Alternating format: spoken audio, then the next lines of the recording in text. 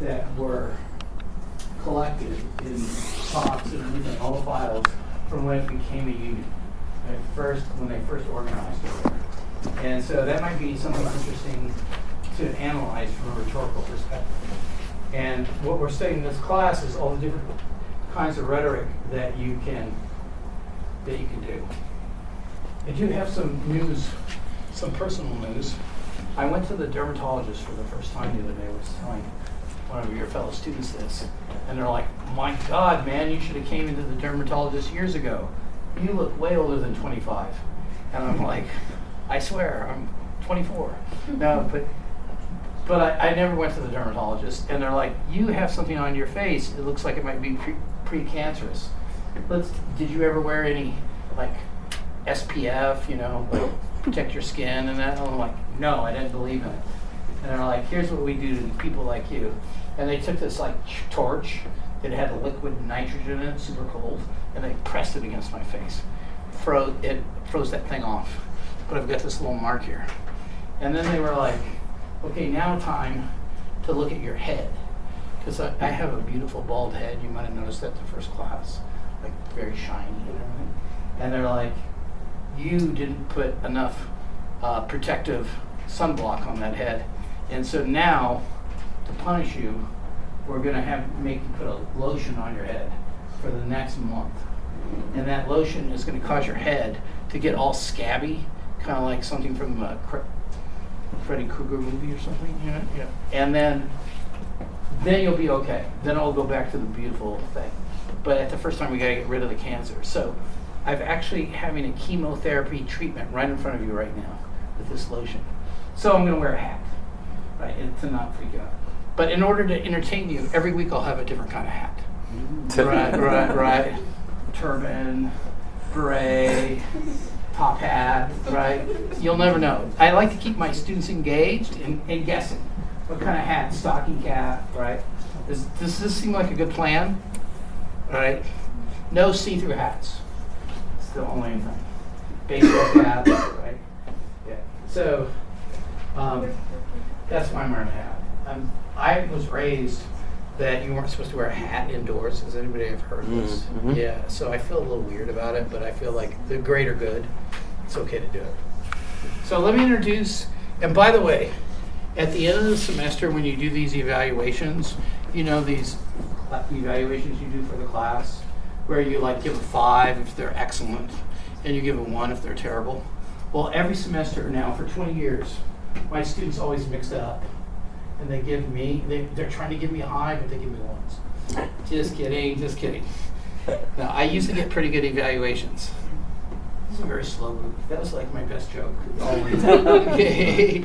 But to be completely honest, I've invited my friend Stephen Yano, who teaches at St. John's, teaches rhetoric there, is a professor there, has his Ph.D. in rhetoric from the University of Pittsburgh, to come and give a lecture about the kind of a review of all of rhetoric from ancient times to present day, and it takes the whole class. We'll take a break in the middle, but and it kind of hurts my feelings a bit. But everybody usually writes in, "That was an excellent lecture.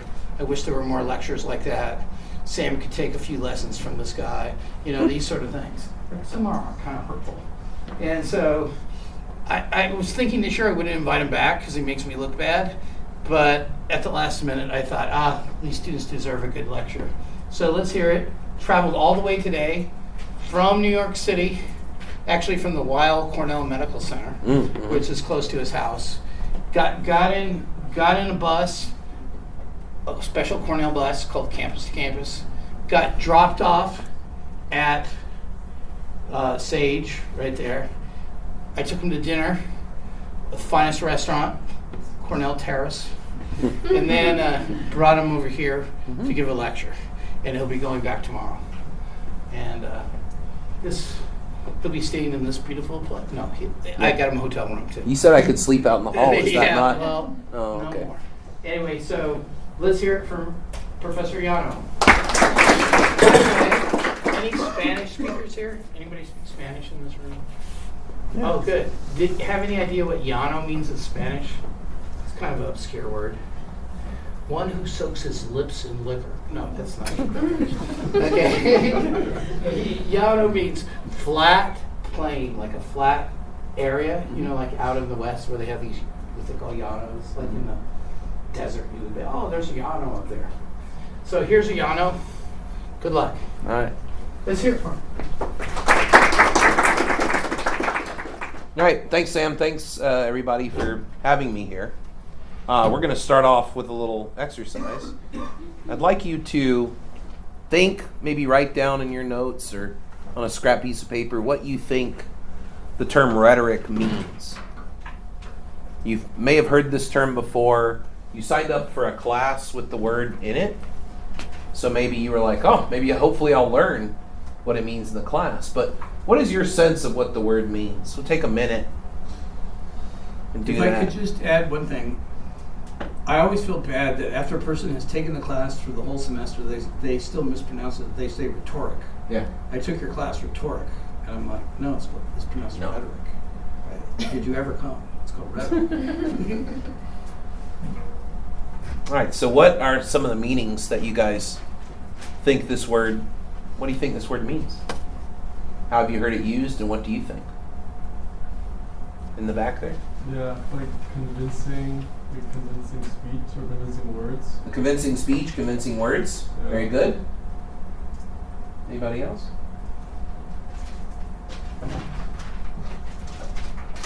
It's very quiet group.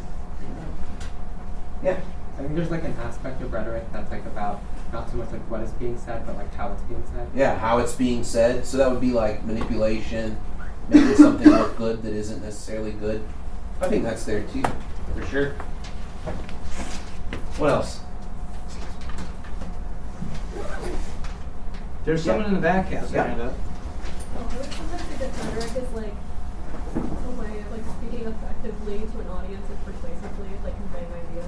Yeah, conveying ideas, speaking persuasively and effectively to an audience, getting your ideas across the audience. Audience is a very important word for rhetorical studies. Maybe the most important, some might say. Anybody else want to share their view?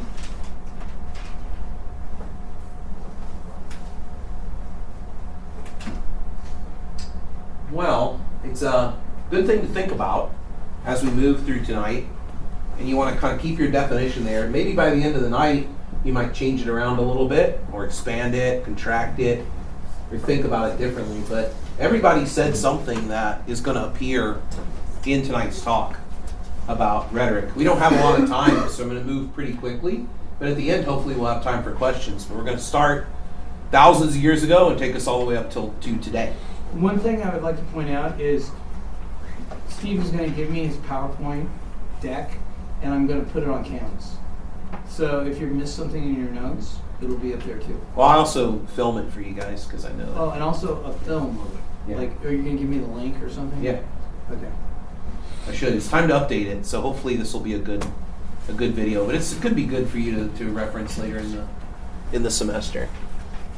So rhetoric has had a lot of different views over time, but tonight I'm going to give you 3 different ways, historically, very broad brush of the way rhetoric has been considered. So the first comes to us from the ancient world, creating oratory. A lot of you said that, creating speeches, creating good, persuasive, effective speeches. That's one thing that everybody had in mind. Then there's judging oratory. And we'll talk about this character here, who has a direct connection to all of you in this room that we'll get to.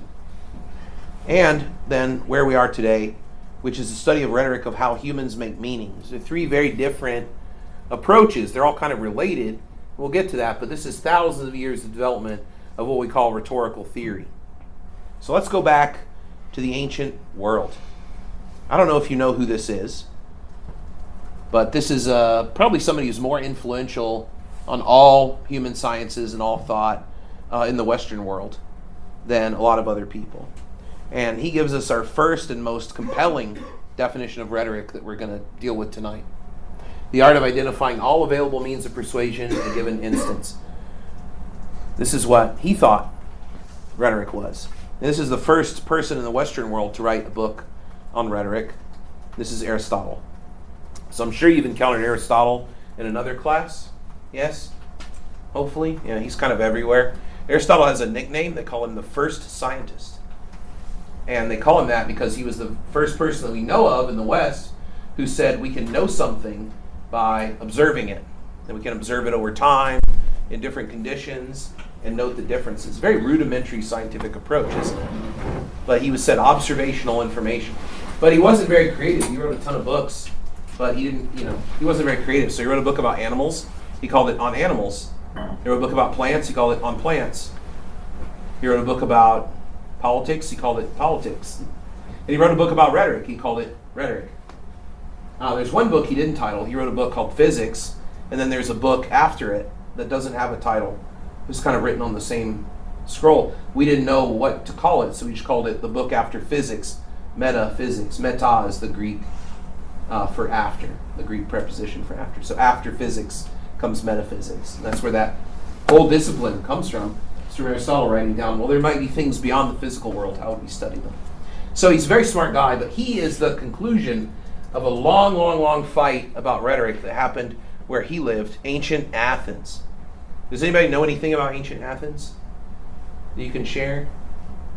You might not. It's okay. But usually somebody knows a little bit about ancient Athens. It's like one thing in particular that everybody kind of knows. Yep. They had a democracy to an extent? Yep. They had a democracy to an extent. It's a very good caveat. Yep. The ability to speak was like a huge marker of social standing in class. Yeah, it's very, very important. They had a democracy to an extent, limited democracy.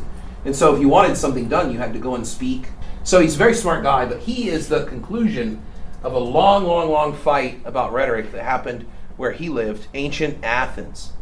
Does anybody know anything about ancient Athens that you can share? You might not. It's okay. But usually somebody knows a little bit about ancient Athens. It's like one thing in particular that everybody kind of knows. Yep. They had a democracy to an extent? Yep. They had a democracy to an extent. It's a very good caveat. Yep. The ability to speak was like a huge marker of social standing in class. Yeah, it's very, very important. They had a democracy to an extent, limited democracy. And so if you wanted something done, you had to go and speak to the assembly. But only certain people could speak. You had to be a man. You had to own property. You had to be descended from Athenians. You couldn't be an immigrant. And you had to have the time and the wealth to kind of engage in this kind of thing. So women couldn't do it. If you moved to Athens, even if you lived there 20, 30 years, there's no green card. There's no way to get involved in politics. So it's a very restrictive kind of democracy. So speaking was also at a premium because there's no formal education and there's also no formal legal practice. So if you're accused of a crime, you defend yourself in the court. And Athens did have the death penalty, as we all know from the stories of Socrates, which we're going to get to. So Aristotle comes later. What is he responding to with this definition of rhetoric? Well, he's responding to a big fight occurring in ancient Athens. This is Gorgias. Has anybody heard of Gorgias before? This is Socrates. Have you heard of Socrates before? Okay, so you can tell who won this fight, right? By the fact of like whose ideas survive and whose don't. Gorgias had a job. He was a foreigner. He was from Syracuse, not the one nearby, but the Italy one. And he was incredibly well known as a powerful speaker and also someone who could teach you how to be influential with words. People report he had an amazing accent. They would love to just listen to him recite poetry. And he would sell out these, like, the equivalent of a modern kind of rock concert where he would read poems and everybody would, like, kind of move along with the rhythms. And sometimes there'd be music, but oftentimes he would just speak, or he would drop some new creative speech and people would pay big money to go and see him. And then he would say, you know, if you want to study with me, I can teach you how to do this. I can teach you how to say anything and make it beautiful, make it meaningful, make it great. And Socrates was very opposed to this. But Socrates is the opposite of Gorgias. He wrote nothing, recorded nothing, hung out barefoot in the mall all day and asked people why they were there, and was profoundly annoying to most Athenians. He was kind of a character. You know, like the character downtown who everybody like, oh yeah, that guy's always hanging around down there. He like talks about philosophy or whatever. But he had a number of followers, young men who were heavily influenced by him. And the biggest one was Plato, who's sort of the founder of Western philosophy. Plato hated Gorgias so much, he wrote a whole book about him, uncreatively titled Gorgias, where he just shows how superior Socrates' view is to Gorgias. But we only have fragments of one book from Gorgias, and this was his philosophy. It was called On Nature. And he said, nothing exists. If anything did exist, we couldn't know it. If anything did exist and we could know it, there's no way we could explain it to each other. And those were the tenets of Gorgias' philosophy. So it's kind of this rootless idea of existence, this kind of everything is appearance. Everything is appearance. And that was kind of the philosophy he had. He was a part of a group of thinkers and teachers called the Sophists. And Plato hated them so much, every book Plato wrote is against the Sophists and their practice, which is, I'll teach you how to speak well. And they all had a little gimmick. So one would say, I'll teach you how to determine between two synonyms how different they are, or two antonyms how similar they are. Or I'll teach you how to be a good citizen. I'll teach you how to be first among your peers in civic affairs. In Gorgias, I'll teach you how to answer any question on any topic confidently. And that's what he taught. People would pay him to study with him. And Plato thought this was terribly evil. Gorgias was really famous for doing a lot of these presentations, and his biggest one that we actually have a copy of because it was so influential, it survived the Library of Alexandria disaster. It was copied by so many scholars. We have a full copy of it, and it was called The Encomium to Helen. Now, do you guys know who Helen was? From mythology, Helen? Yeah, who's Helen? You're nodding back. Huh? Like Helen of Troy? Yeah, Helen of Troy. What do you know about Helen? I think it has to do with the Iliad and Odyssey, like they started a war over her. Yeah, they started a war over her, or from the Athenian point of view, she started a war. Like, they're not really like pro-women people, these Athenians. They might have a democracy, but they're not really, they're not that great with equal rights. Women are kind of seen as property. Actually, a contemporary view of the way ancient Athens was for women is if you went to Tehran today, it would be similar. You can't be on the street escorted, you have to cover up, etc., this kind of thing. Like, your brother, your older brother, your husband, or your father have to take you out. You can't go out by yourself. And you have to stay in the house. And the men can kind of do whatever they want. But this led to foreign women who were not, as great as Athenians. Foreign women could do what they wanted. So one of the things you would know about foreign women in Athens is they were probably smarter than the men all around them because they came there to study with the Sophists. So they were learning all kinds of things from them. So Gorgias wrote this thing, Encomium to Helen. Helen is supposedly the most beautiful woman in the world, according to the Iliad. In the Iliad, all the characters have little nicknames. It's kind of like what Donald Trump does. Donald Trump gives little nicknames to his political opponents, like Sleepy Joe, Lion Ted, Low Energy Jeb, Little Marco. This is how the Iliad's written. It's like swift-footed Achilles, silver-tongued Odysseus, beautiful Paris, beautiful Helen, noble Agamemnon, noble Hector, wise Priam. They all these little nicknames. You go through and look. In a lot of the translations, it's left out. If you go look at the ancient Greek, it's all there. They all have these little nicknames. I think it was to help people remember the characters because they didn't really have a lot of writing. So she's the most beautiful. She's married to a guy who's Agamemnon's brother. His name is Menelaus. And then she meets Paris, and Paris is beautiful. He's Trojan. And he seduces her, kidnaps her, we're not sure. The verb is a controversial verb, plagiro, which is the root of plagiarize. That's where we get the word plagiarize. Plagiro, it can mean to seduce or kidnap. Ancient Greek, we're not sure, but it's used in a lot of romantic contexts, so it tells you about romance in the ancient world. Off she goes, and it starts this 14-year war. So Helen's not the most popular character. She kind of represents to Athenians the worst excesses of women and the danger of women, especially beautiful women, to the stability of the state. Because everybody's infighting, there's this huge war, it's killing thousands of people. So he announces my new mixtape is going to be Encomium to Helen. And Encomium is a speech of high praise that you would give to a national hero. We don't really have this genre of speech anymore, but a good example of it, I think, if you want to go see one that's very close, is the speech that Barack Obama gave at John McCain's funeral. I think it's a good example of that kind of encomium. Like, I've lost someone I know. They were my political opponent. These people have lost someone who they cared about, but the nation has lost a servant who loved the country more than any of us could explain. It's this kind of speech. So you can imagine the Athenian response at encomium to Helen. It's like, what the hell is he going to say? She's the worst person in history. Like, nobody's naming their kids Helen. Like, it's a terrible name. Like, he wouldn't do that. So what's he going to say? How is he going to praise her? And he goes through the argument. He goes on stage, he makes the argument. And everyone's like, wow, that's very convincing. And then at the end of it, he says, by the way, I don't believe anything I just said. I just did this to demonstrate to you the power of rhetoric. And then, at the end of encomium to Helen, he gives his definition of rhetoric. Yeah, he calls it a powerful lord.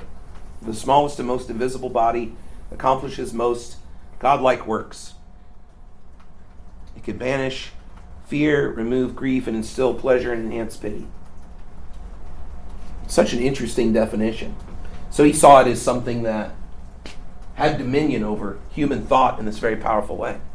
Plato argues that it's semblance. So he compares it, he's like, you can go and see the doctor, or you can go see the chef. Who's going to know what is nutritious food? The chef is often praised for making things delicious that we shouldn't be eating at all. And that was Plato's critique of rhetoric. Instead of rhetoric, we need philosopher kings. We need people who really do know the good and then can tell people the good. We don't need people competing over the good and maybe making the mistake of getting people to accept something good that's not actually good. To which Gorgias says, what is actually good? Who could say? And other sophists would say, depending on where you go in the world, the good changes. So the sophists were kind of pluralists, kind of multicultural, and Plato was not really into that. The word that Gorgias uses excuse me, to describe rhetoric is the pharmakon. You know the English word that we get from this Greek word? That is, It's not that hard. You probably... Someone just guessed medicine. Yeah, close. That's how you translate this. But we have an English word that we pull straight from this. Someone said it? Pharmacy? Yep, that's right. So, drug, medicine, poison. There's a number of ways you can translate this. It tells you something about the state of ancient world medicine, that this word is a synonym for all those things. So you have to look when someone pharmacons somebody, you have to kind of look at the context and be like, are they poisoning them? Are they curing them? Are they like getting high? What are they doing? Like you're not, when you're translating, you have to look. So pharmakon. So he uses pharmakon to explain rhetoric? He says rhetoric is a pharmakon. Rhetoric is a drug, or a medicine, or a poison. It's all there. We're not really sure what he meant. Plato thought of it as poison, but he thought of it as medicine or drug. It's something that can enhance our perception. It can entertain us, like marijuana, or microdosing. It's something that can make us better. Like I have a cold right now, if you can't tell, so I'm pharmaconing myself with the over-the-counter cold medicine. Or it can be a poison. It can be something toxic that you would give to somebody to kill them. It's going to be all these things. So Aristotle represents kind of the conclusion of this fight. He was taught by Plato, but he said maybe rhetoric has particular use. If you're trying to find out what is absolutely true in a philosophical sense, then rhetoric is not for you. You would want to use what my teacher used, dialectic, or the intellectus, that's the Greek word for it, the ancient Greek word for it. We call it the Socratic method.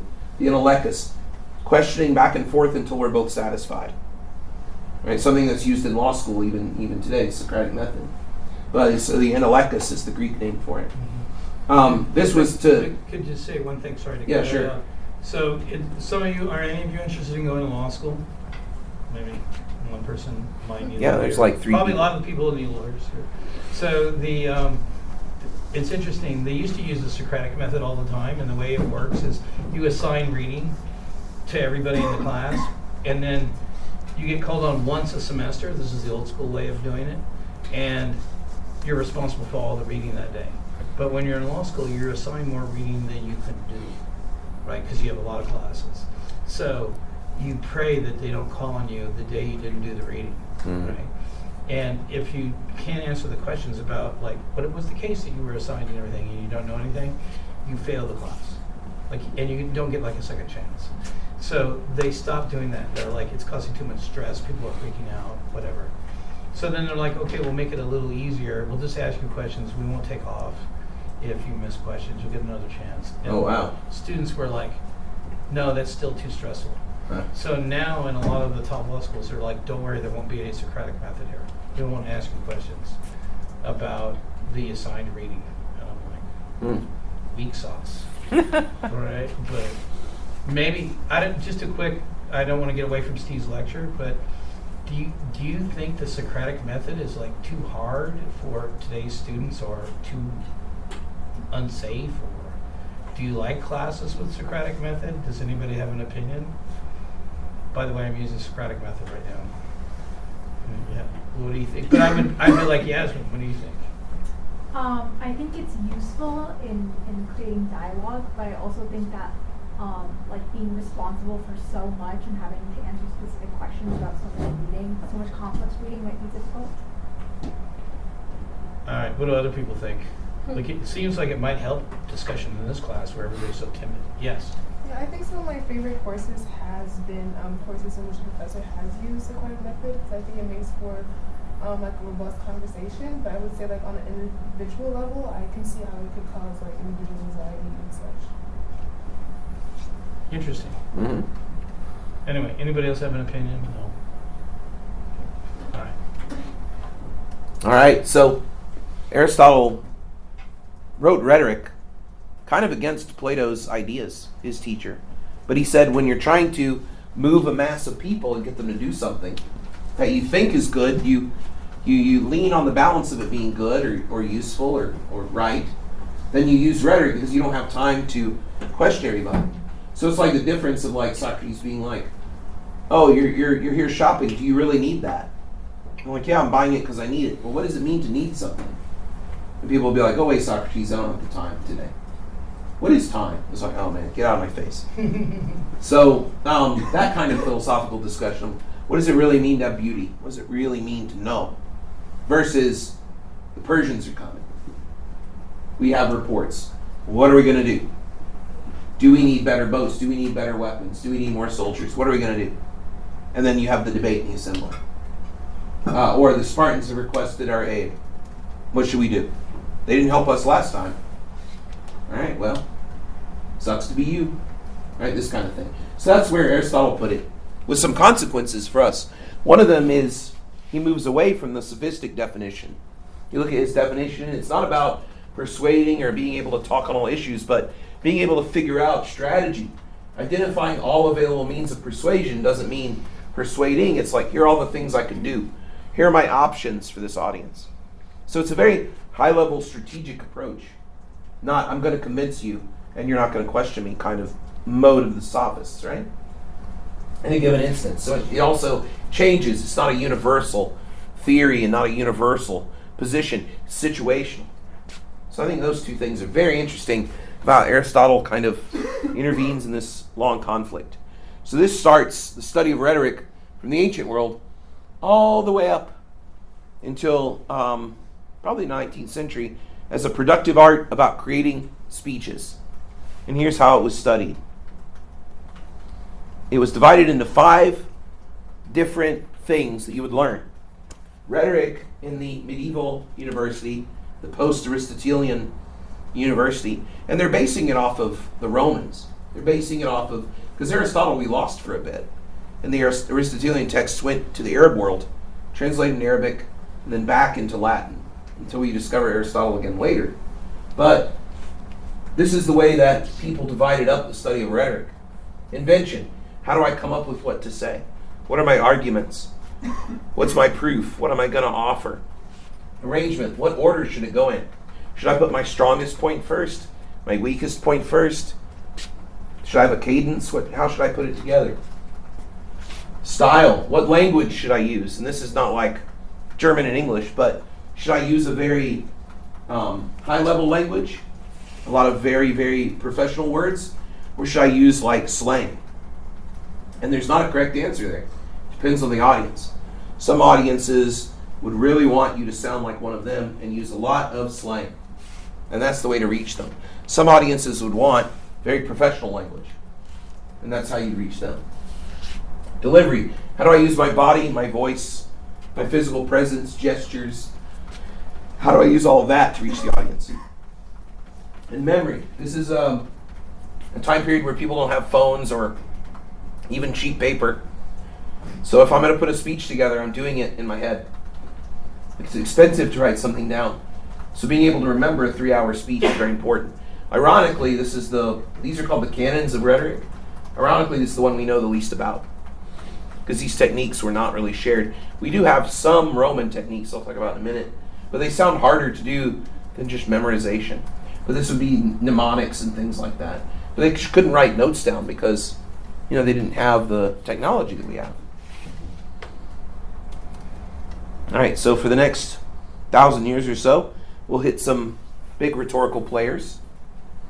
Cicero. Have you guys heard of Cicero before? There used to be this show called Rome, and when I would lecture on this, the students might know him from this drama, Ancient Rome. There's a town named Cicero, New York. Anybody hear of this town? Not very far from here, by Syracuse. Yeah. So Cicero was an attorney. He was also promoted to the position of consul, like in charge of Rome in the Republic, and led military campaigns and things. He was considered to be one of the most brilliant statesmen of his time. When the Republic turned to the Empire, they assassinated Cicero, and they put his head on a stick in front of the Senate with iron nails through his tongue. They pulled his tongue out with them as a message about the dangers of speaking too well in the empire. And a lot of the rhetors were like, oh, things are changing. But his idea of rhetoric was very, very different than the Greek. It was that rhetoric was a kind of a philosophical approach. One can create meaning, one can create ideas through speaking to others about it. So you would go to invention to kind of determine what it is that you might believe. So this is kind of one of those things where you can figure out knowledge not from philosophical principles or philosophical steps, but from giving a speech on it or talking to other people about it might reveal ideas. So he really flipped Aristotle's conception upside down a bit. And he's also known for being incredibly eloquent. He has a special place in American history because our founding fathers in the United States, they all knew Cicero very well from translating him in their Latin classes. But they didn't call him Cicero, they called him Tully. So if you go and read letters from like Alexander Hamilton, Thomas Jefferson, George Washington, they're all like, as Tully tells us. And he's talking about a very specific kind of government called the Republic. And that's what the founding fathers are really interested in. It comes from the Latin, res publica, which is the public thing, the thing that we all are creating together, the public thing. What is this thing that we're all crafting together? And Cicero thought it was done through having good speakers who were committed to this public thing, to the Republic. That's what he thought about that, about rhetoric. But he also just kind of eliminated that divide that Aristotle had. There's also a town named Tully around here. Anybody hear of Tully? Why do you think there's all, just a very quick aside, why do you think there's all these Roman and Greek names around here? Ithaca, Syracuse, Cicero, Tully, Rome, Romulus, all these towns around here are like Greek and Roman names. Were we conquered by Greek and Romans at one time in our ancient history? Why do you think, has anybody ever wondered about that? Ithaca is a Greek name, right? Mm-hmm. Anybody know? Just accept it. Ithaca from the Odyssey, yeah. Yeah. There's even a Hector, not very far from here. A Ulysses. Mm. Yeah. Here's the reason why. There was a dude way back in the early 1800s, very early 1800s, who worked in the map office in Albany, in New York State. And people were like, someone charged him with name all these towns. And so he reached out to the people that lived there, and they're like, what do you want to call their town? What do you want to call your town? And they would say things like, we want to call it Pig Snout Heaven, or we want to call it Skunk Hollow, or we want to call it Up Shit Creek. And they're like, you can't, that's a bad word, you can't use that. You can't name a town that. Or you know what they wanted to call Ithaca? Sodom. Like from the Bible, Sodom and Gomorrah, because it's so evil. And the people here were so wicked, like from Sodom and Gomorrah. right? And they're like, we're not going to call that down south. And so he's like, I'm a Greek scholar. I will just pick a name for you because you're too stupid to pick a good name. And so he just named all these towns, ancient Greek and Roman names. He was in office for about 8 years, you know, and then he was done. But he did a lot of damage in those 8 years. And an interesting, you never know how things are going to have a consequence. So now, like around the turn of the century in the 1900s, all these Greeks and all these Italians come to New York City, right? The immigration from Europe, right? You've heard about this, right? Early 1900s, 1910s, this sort of thing, 1890s.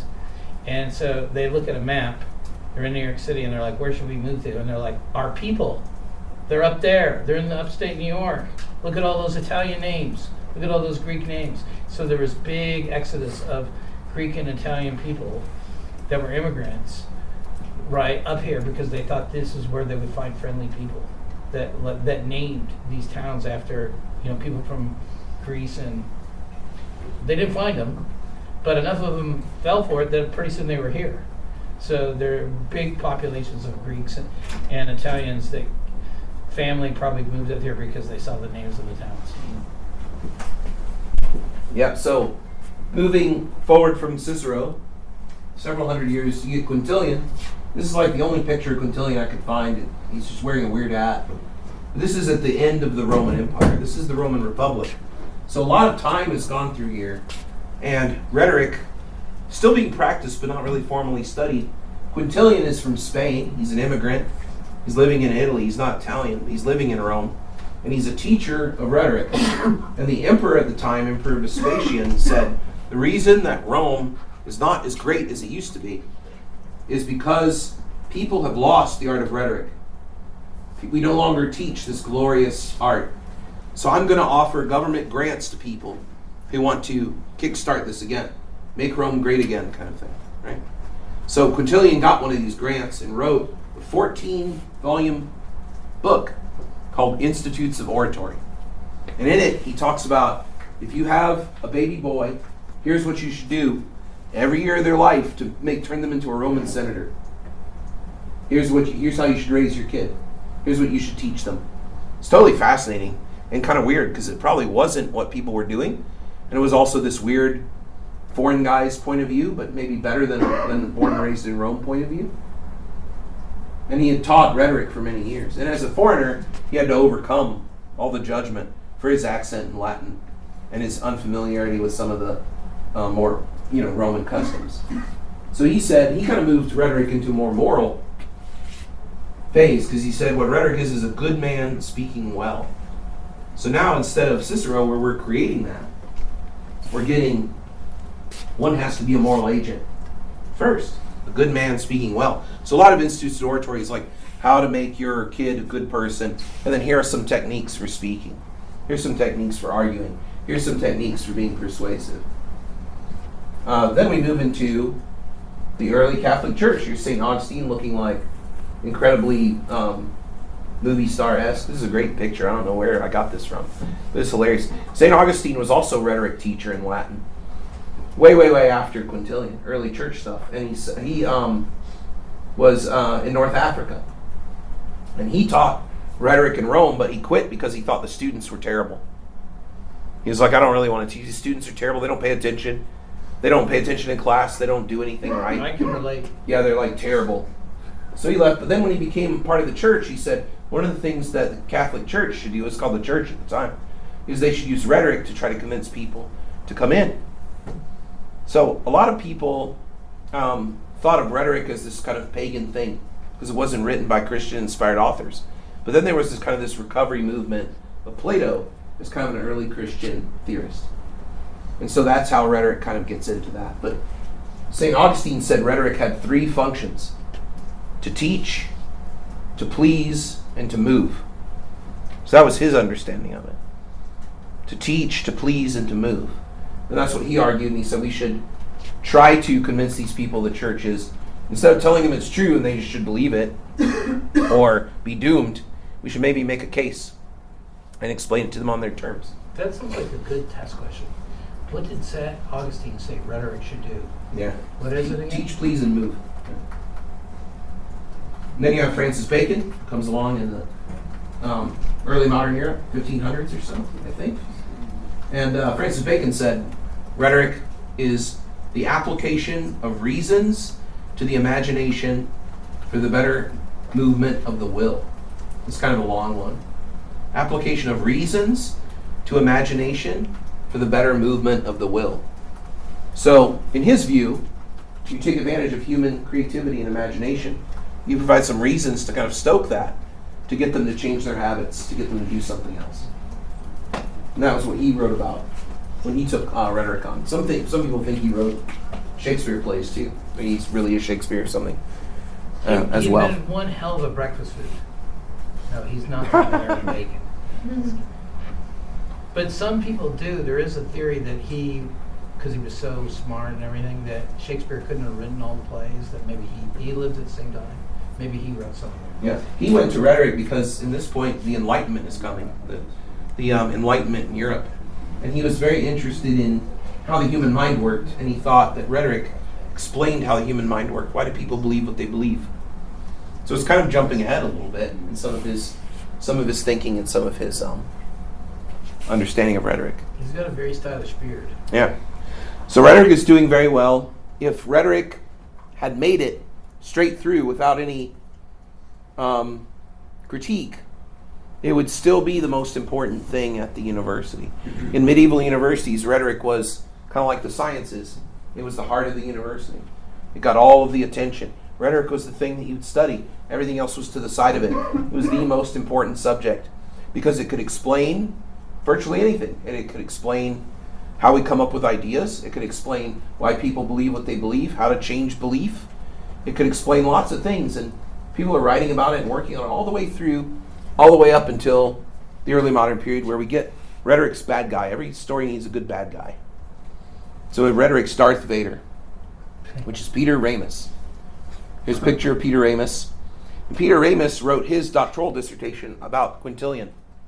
And in it, he argued that rhetoric was so powerful that we don't even really need it. There's no reason to describe rhetoric as rhetoric if it's everything, if it's just knowledge.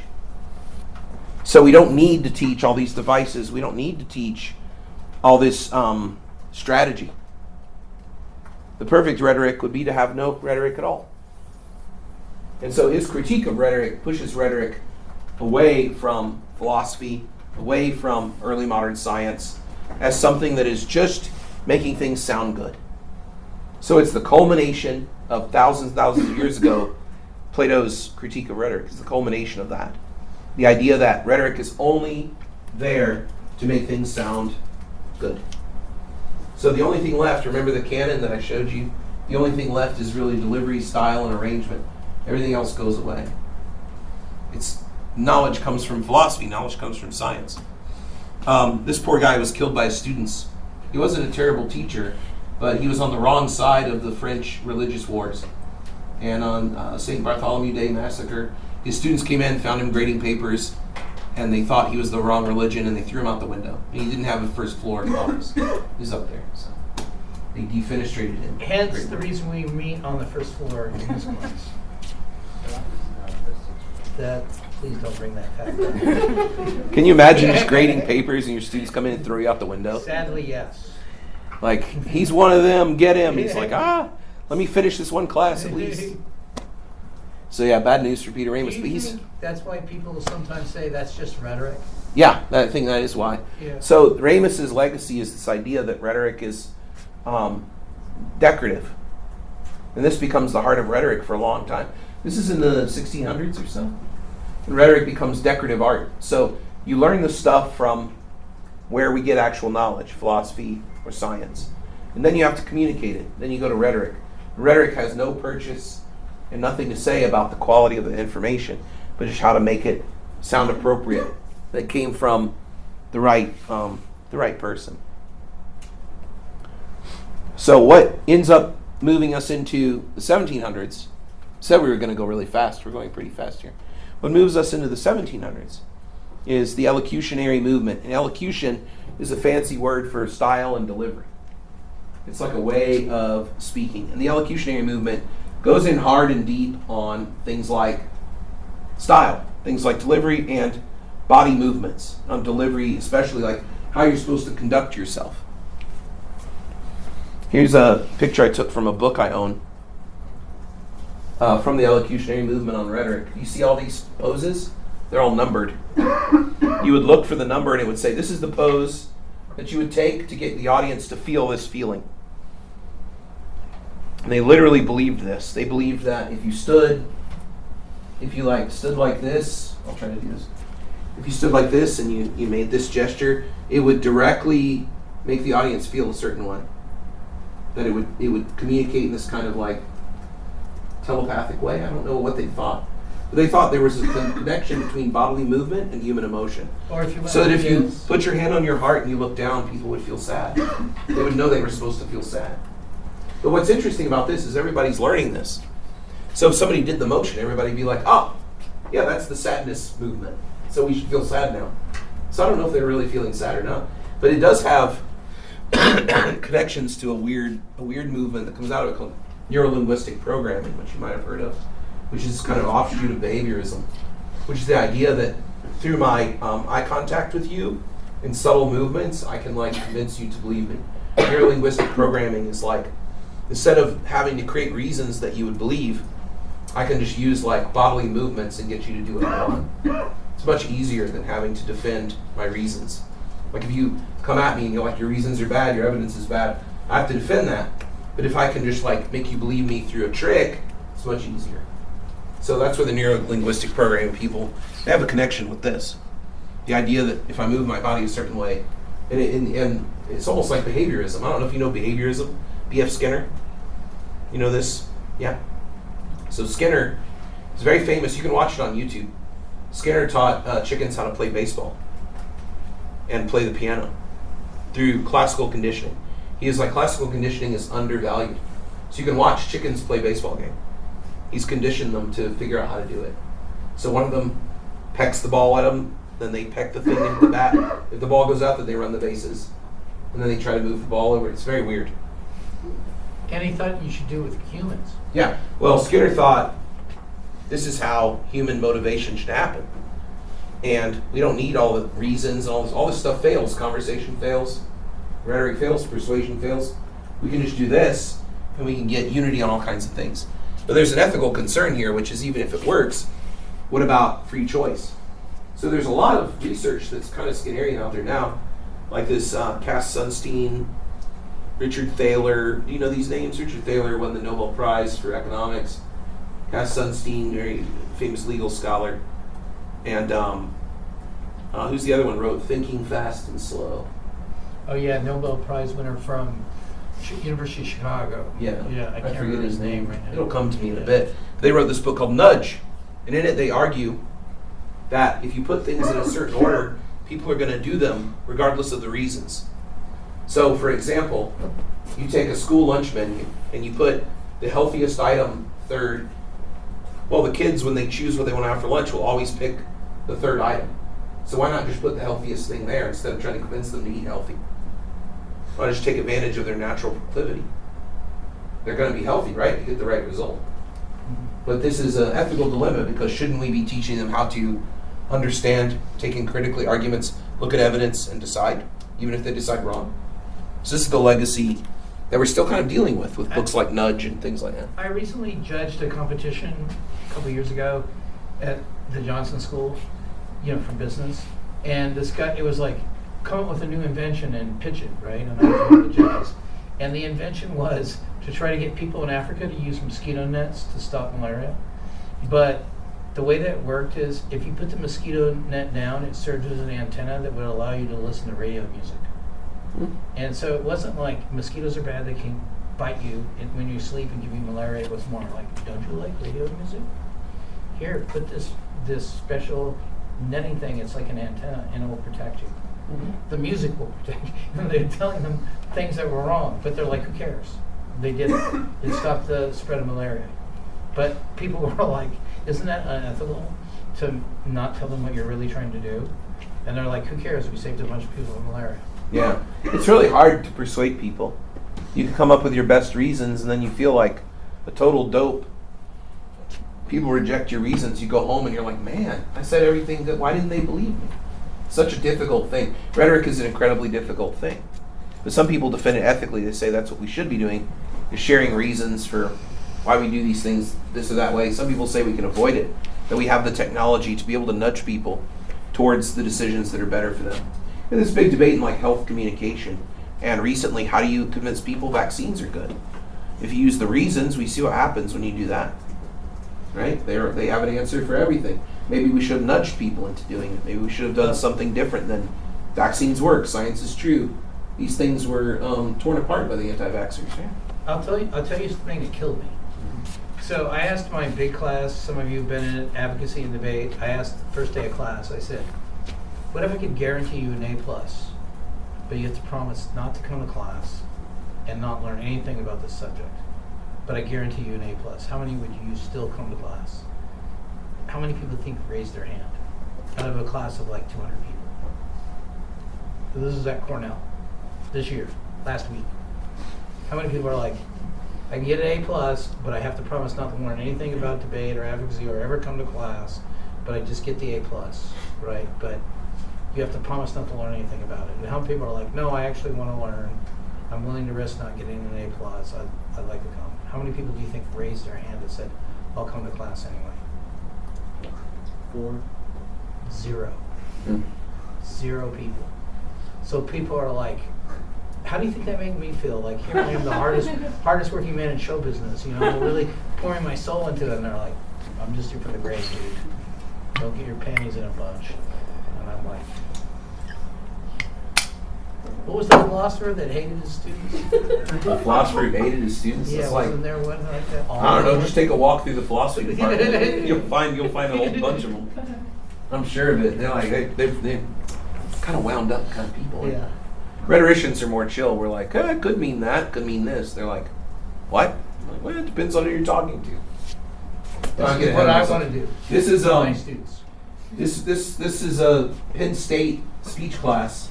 This will get you fired today. Like, think about all the horrific.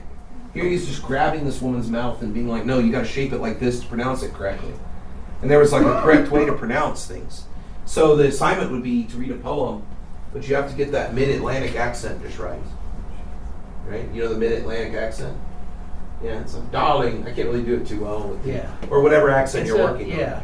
Yeah. An upper crust. Upper crust accent. There's a proper way to speak. And that's kind of a legacy of the Victorian era, too. In Britain, there's like the Queen's English. It's the proper way. The Oxbridge accent. It's the proper way of speaking English. And we kind of had that, too. It's like, this is the pronunciation that's easiest. And here's this professor like being like, nope. Your mouth is making the wrong movement. Here, you have to hold your mouth like this. Let me show you. Grab their jaw. And if you find, this photo was probably taken 1940s, 1950s, I think. If you find any used bookstore or public speaking book or rhetoric book from the 1940s, 1950s, you'll find that there are biological components of the mouth and the jaw and the tongue in there, like physiology, because that was considered important to speech. So we moved from what it was in the ancient world and what it was in medieval times to this thing where it's just a biological function. Like, say it the right way. Yeah. There's just no question about it. You can talk right if you just move your mouth the right way. Yeah. Let me show you. So yeah, pretty terrible. So elocution is still, a lot of people still think of rhetoric this way. It's about saying things in a pretty way. And there's some other history there, but we have to move a little bit forward from that. Here's Peter Ramus enjoying his victory, and we need a hero to come along and save us all. So we have Rhetoric's Harry Potter. I think he looks like Harry Potter. He does. Maybe adult Harry Potter. Like Harry Potter. So I think maybe we should take a break before you get to the next section. That's a great time to take a break section. Before we find out who the hero is. Yeah, Cliffhanger, and how right? all this goes away here at Cornell is where contemporary rhetoric starts. This dude was a Cornellian? Yes. Whoa. All right, why don't we take a bit of a break, not too long. How about everybody come back in 10 minutes? That's enough time to go to the bathroom and stuff. Yeah. Right. Is that enough time for you, Steve? Yeah, that's fine. I have a gift for you up in my office. To the professor. All right, well, welcome back.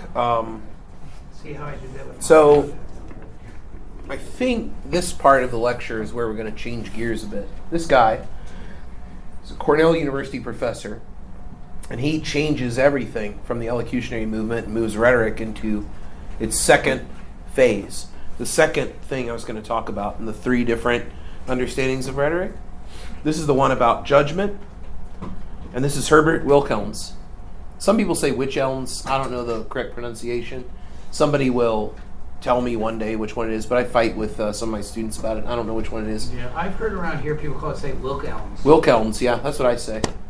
Wilkelms was an English professor, and he invented a thing called rhetorical criticism.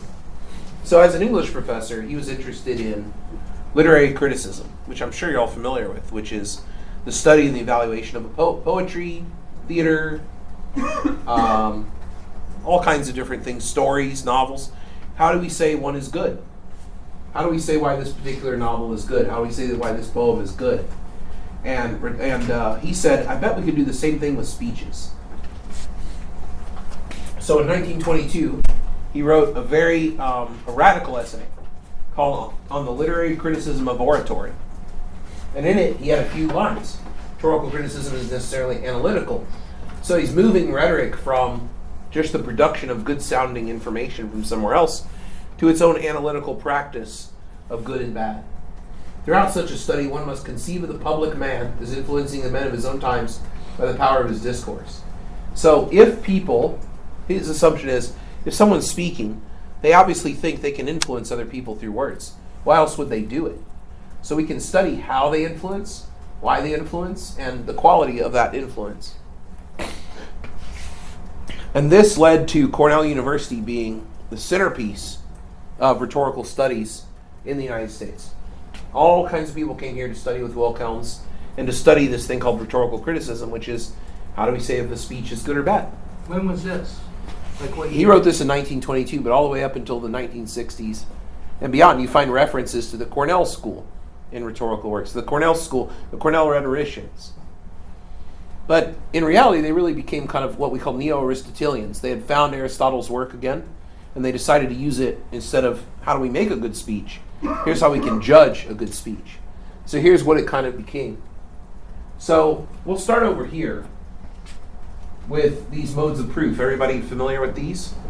I think you got these in high school, right? Logos, ethos, pathos. These are Aristotle's artistic proofs. And these proofs gained the attention of Wilkelms and the other Cornell rhetoricians because these proofs are created by the speaker. That is, the speaker makes them with their words. They don't come from a cited source. Logos is the ancient Greek word for word, or you could translate it reason. And that's when you make an argument that makes sense, but you don't have a citation for it, you don't have data for it. It just makes sense. It's reasonable. A reasonable argument. Ethos. We get the English word ethics from this, or empathy. Ethos means credibility. Empathy comes from pathos. Empathy comes from pathos. Oh yeah, empathy comes from here. Ethos is credibility, but it's not the kind of credibility that's like expertise, like we would think, like studying. It's more like you get it, you understand where we're coming from. You can also translate ethos as home, like your home as opposed to your house, like your hometown. So it's like somebody who gets it. So when you see somebody using their scientific credentials to prove a point, some people might say, oh, that's ethos. But I think a more proper one would be when someone's campaigning and they bring like the hometown hero baseball player or the firefighter who saved the children from the fire up on stage with them and say, look, I'm part of you, I get it, I'm from here, this kind of thing. This is so important that presidents will often hire accent coaches to teach them how to properly mispronounce things based on what part of the country they're in. Because an accent will play differently in different parts of the country. I think of it as trustworthiness. Yeah, When you can think of somebody that one too. has a weird accent and you're like, they don't talk like us. They don't talk like you. Hillary Clinton is the best example of this. When she was like in Arkansas, she put on this kind of Arkansas accent, Yeah. but she's actually from a very well-to-do family in Pennsylvania, you know. But when she was in Arkansas, she was the first lady of Arkansas. She talked like she was from Arkansas. And depending where she was campaigning for president, she would kind of try to talk like that. Yeah, they all do this because you don't want attention on the accent. You want attention on what they're saying. So if you can distract people from that, that would be good. In pathos, we get empathy, like Sam said, pathetic. This is emotions. This is using language that stimulates the emotions. So a pathetic appeal or a pathos appeal is to make people really angry or sad through descriptions of an event, through a story, something like that. These are all considered legitimate proofs by Aristotle. They're considered to be at the same level as a work cited or something you would cite that's data. He thought of them as the same. And we don't really think this anymore. We think of these as secondary. It's important to know that in rhetorical studies, a lot of people think of these as the same as citing research. Then you look at what Aristotle said were the different types of speeches. Deliberative, about the future; epideictic, about the present; and forensic, about the past. So almost every law speech is about forensic, what happened. Did this person murder this other person? Did this person steal this? It's all about the past. Epideictic are speeches about why do we celebrate this day? What's so valuable about being a member of this class? Why do we celebrate Herbert Wilhelm's Day at Cornell or something like that? And deliberative is about the future. What should we do? Should we add more required courses to the curriculum? Should we increase the tuition? These kind of speeches. So what they would do is they would just kind of make a chart and they would say, oh, well, this speech was clearly deliberative and the speaker used a lot of ethos. Maybe they should have used more logos. And this is kind of a simplistic version of what early rhetorical criticism was judging the quality of speeches using Aristotle's playbook. By the way, what is the name of your textbook? Oh, that's a good quiz question. You write it down. What is it called? What's the title? You have a look on your face like you know the title because you're looking right at it. No, you don't know the title of your own textbook? Rhetorical criticism? Yeah, exactly what was invented at Cornell. The whole textbook is called Rhetorical Criticism. That's all we're learning in this damn class, right? and the interesting thing about it, does anybody know what my official title here at Cornell University is?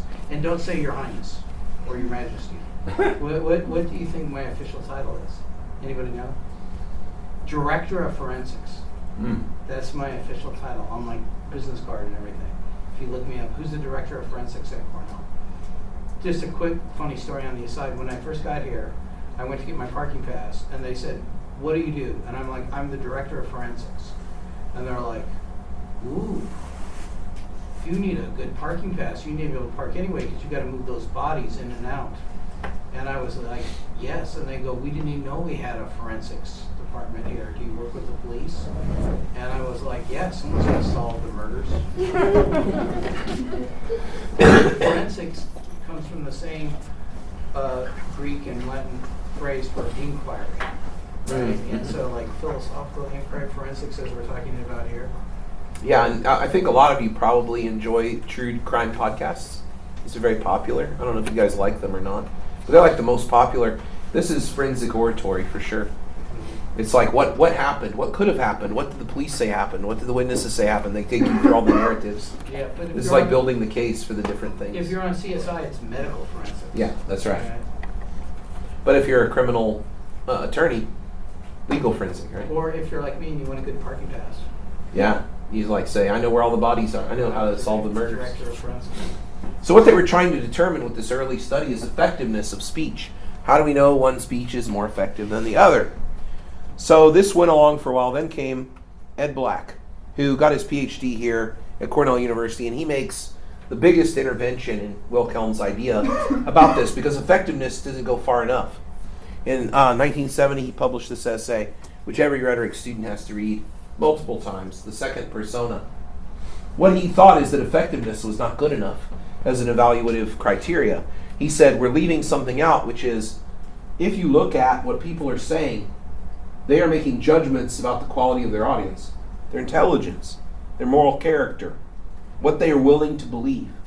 And it's much more powerful for a rhetorical critic to be able to call out a speaker who is playing on the worst parts of human emotion and belief. It's much more important to be able to judge them and say, how far does this metaphor go? Or why do you think the audience is so stupid or evil or terrible? So here's a quote that I think is a powerful quote from the essay. I'll read it to you. In the discourse of the radical right, as with all discourse, we find enticements to not simply to believe something, but to be something. That's a powerful intervention. Because up until this point, we're thinking of rhetoric as applying these reasons or applying these proofs to people for their consent. But what happens if we move rhetoric into, no, you are this kind of person already. I'm going to incite you to bring out that identity that you know you are. What happens to rhetoric if it's about being something? We are solicited by the discourse to fulfill its blandishments with our very selves. That is, we embody it, then we're going to go march. We're going to go do something. We're going to become what the speaker has made exciting and admirable. That's who we are. And it is this dimension of rhetorical discourse that leads us to moral judgment. So now, with Black's ideas about the second persona, he says there's a secondary auditor in every speech. That's what the second persona is. That there's the actual audience you're talking to, but then there's the implied audience. So for example, in my speech here tonight, you could look at what I've said, and you could see an implication of what kind of student you are. There's an implied subject I'm speaking to, an implied identity I'm speaking to.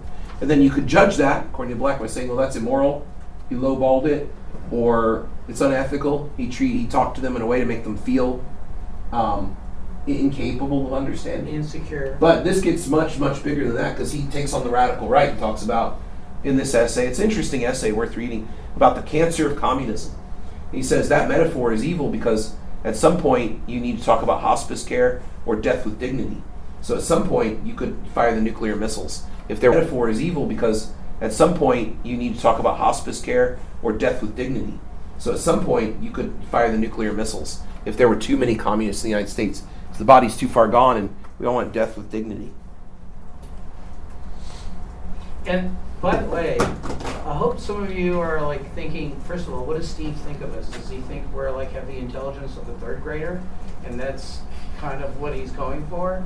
Or do you think that he's more like, no, these are smart college students and I'm going to speak at a level that they will understand? It might be challenging because it's new concepts.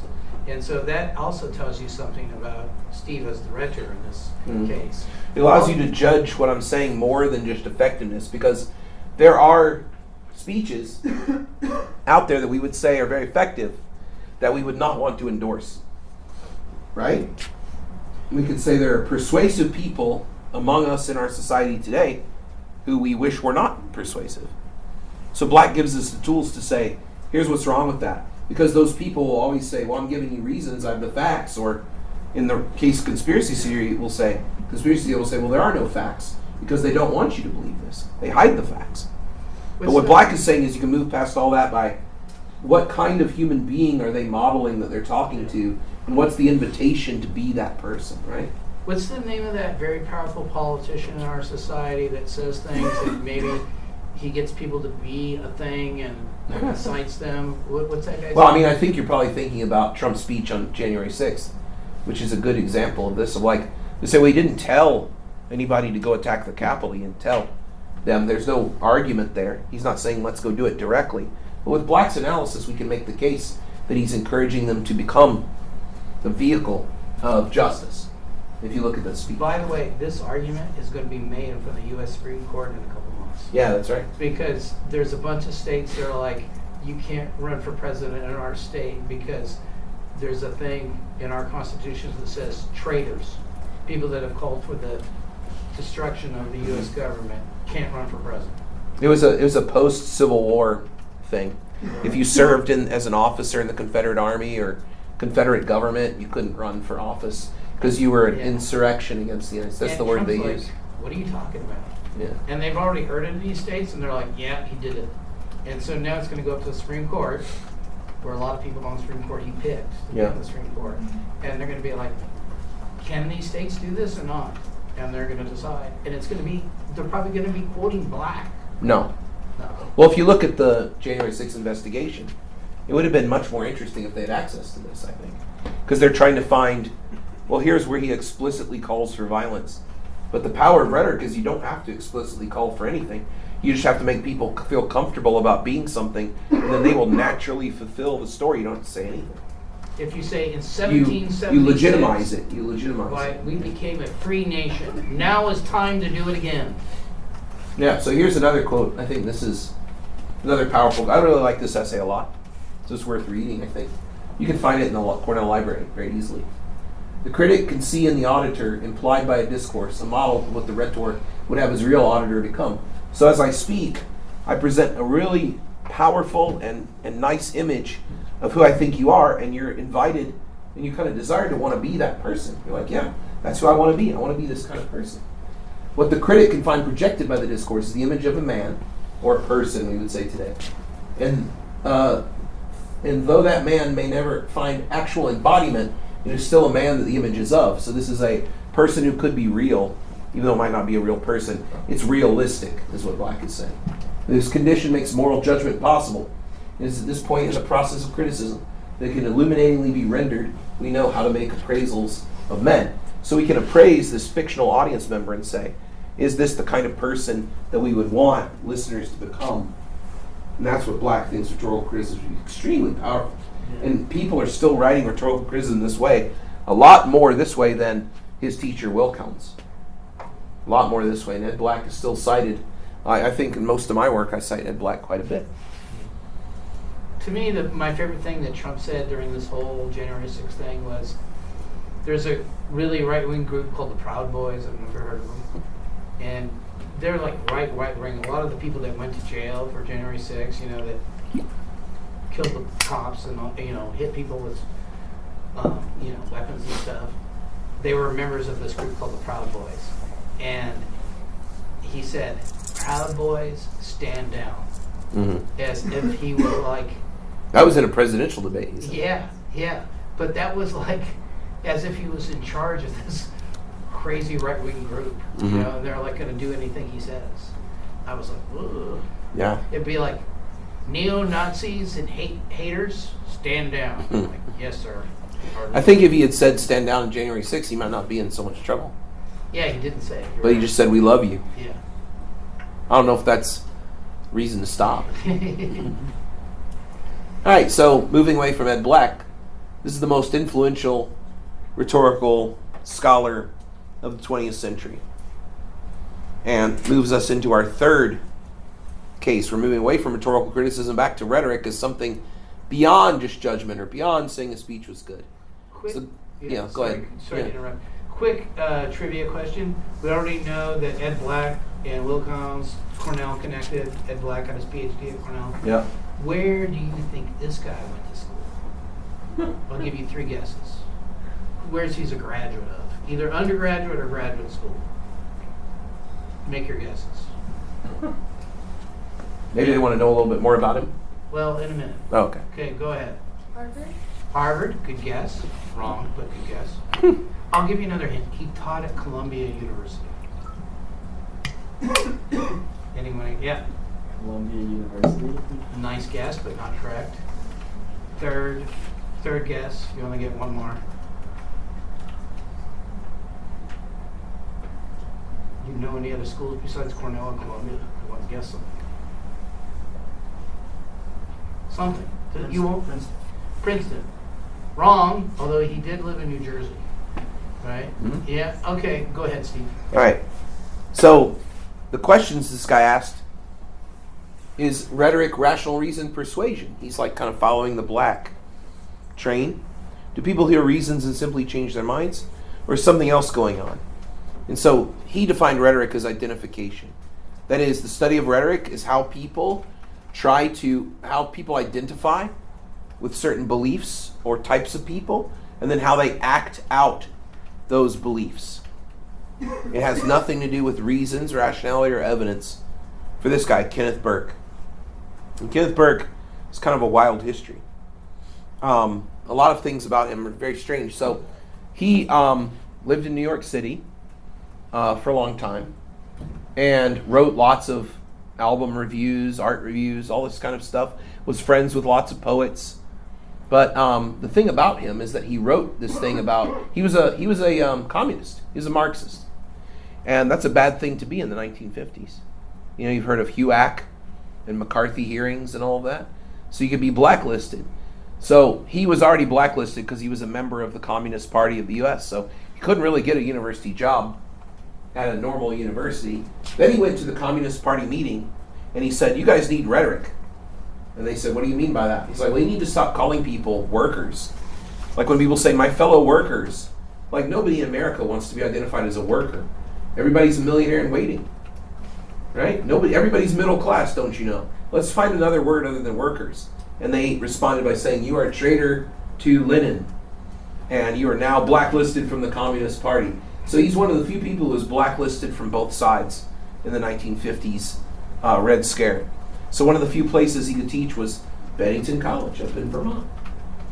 One of the few places. So he has an interesting history of that. Where did he So graduate from? nowhere.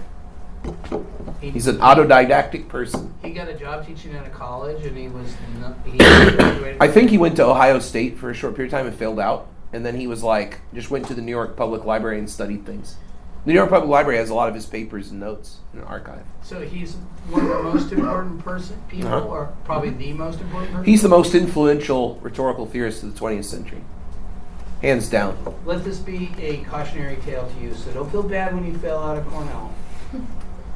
There are people that have made it with no degrees. Okay, so here are Burke's definitions of rhetoric. The realm of the subsidized lie, the scramble, the realm of cloaked malice. Rhetoric is forever proving opposites. And so this is the case of how humans make meaning. Burke is the first person going to start this. He's heavily influenced by theater. He's a big theater junkie. He knows all he's a real dramaturg, a student of theater. He knows all the plays and the history. And you know how people say that theater kind of teaches us about life. It shows a reflection of life. All the world's a stage. Yeah, this kind of thing. He reversed it. He said that actually theater teaches us how to live life. When we watch a TV show, when we watch a play, we're taught how to find people's motives and how to judge them. So this teaches us theater is actually incredibly important because it shows us how to identify with people and who to identify with. And you might be questioning that, but if you think about children's TV shows, that's all they're about, is how to get the kids to identify with who society thinks is the good moral agent. It's kind of related to black in that way. So when we watch theater, we look for things where we say, why is that person saying that? Their motives must be this. And then once we know their motives, we can come up with an attitude about that person. And this is how Burke thinks the world works. He calls it dramatism. And he says all you need is theater. So identification. Rhetoric is identification division. When I dress a certain way, when I speak a certain way, I'm trying to identify with the type. When I express my beliefs about a certain thing, I'm identifying with the type. This allows you to say, I get his motives, I have an attitude about this guy. But at the same time, I'm also dividing. When I identify with somebody, I'm also dividing from everything opposite. So somebody might express they like a band, or they might be playing music or wearing a band shirt. You might think, oh my God, I'm never talking to that person. That's division. And that's an attitude that you created based on your motives that were planted there. Now this is an interesting theory because Burke's project is written in the front of every one of his books. He wrote in Latin, ad bellum purificandum. Does anybody know Latin? Remember Latin from your school days? I don't know if people still take Latin. Maybe you went to Catholic school, right? But ad bellum purificandum, towards the purification of war. That's what Burke's project was. So what he thought was that if I can teach people that that motives can always change because they're positive, they don't come from the person. That's our interpretation of what they're doing. That's how theater works. Is that the person says something, we're like, their motives are this, so now they're the bad guy. That's how TV works. So we can always go back and change the motives. And that's what he wanted to do because he didn't want to have war anymore. He just thought we could have verbal war. And if we got into conflict with another nation or with each other, we could just explore different motives and then come up with a different attitude. We're all trying to be consubstantial with each other. That means we all want to be connected with our people. Come up with motive and attitude. So, a great example of this is his definition of rhetoric, which is the most powerful one, which is if you place identification right next to division, you get the characteristic invitation to rhetoric. What does this mean? Place identification right next to division, and you get the characteristic invitation to rhetoric. I thought of no better example than this. What is happening? what is happening. Everyone has an opinion. But this is identification and division. There's no reason that these two identities should be together, but here we are. And then people are making all kinds of judgments about it. So this is what Burke would be studying from rhetoric. And all it is a relationship. It's not a speech. It's a romantic relationship. And this is what he would think would be adequate study for rhetoric, for identification and division. Burke opens up a lot in terms of modern rhetoric. What people are doing today is stuff you might not even consider to be rhetorical at all. The study of space, place, and memory. So people have studied the layout of an art museum, not the art in the museum, but how did the curators put this together to tell a convincing story about how art was created? Or how did the curators put this exhibit together to make you identify with the artist? Or how they put it together to kind of whitewash maybe the artist's bad periods. And maybe they put art together to make you see a connection that you wouldn't see otherwise. So the layout of a museum is argumentative, is what rhetoricians would say. That is, it's persuasive, trying to get you to believe something.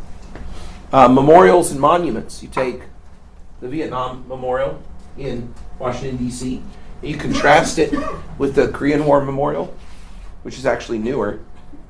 A very different vibe. So what we might study is, what picture does this paint of the Korean War? What picture does this paint of the Vietnam War? How does this create attitude? How does this create feeling, motive? How does this create meaning? How does this create the memory of what these wars were like or about, or how we put them in history? Lots of rhetoricians study space, place, and memory.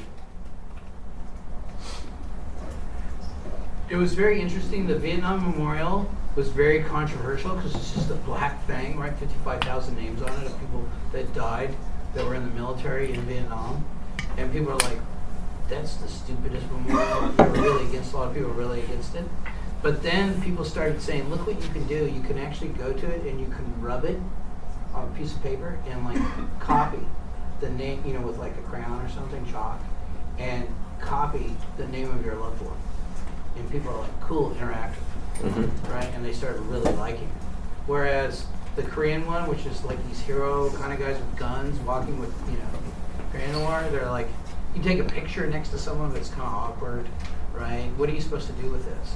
And so today, probably most people think the Vietnam War is better than the Korean War. No, it's always been controversial. Yeah. I think it was a design submitted, there was a contest. Yeah. And it was a design submitted by a young woman, and that was the one that was chosen. Yeah.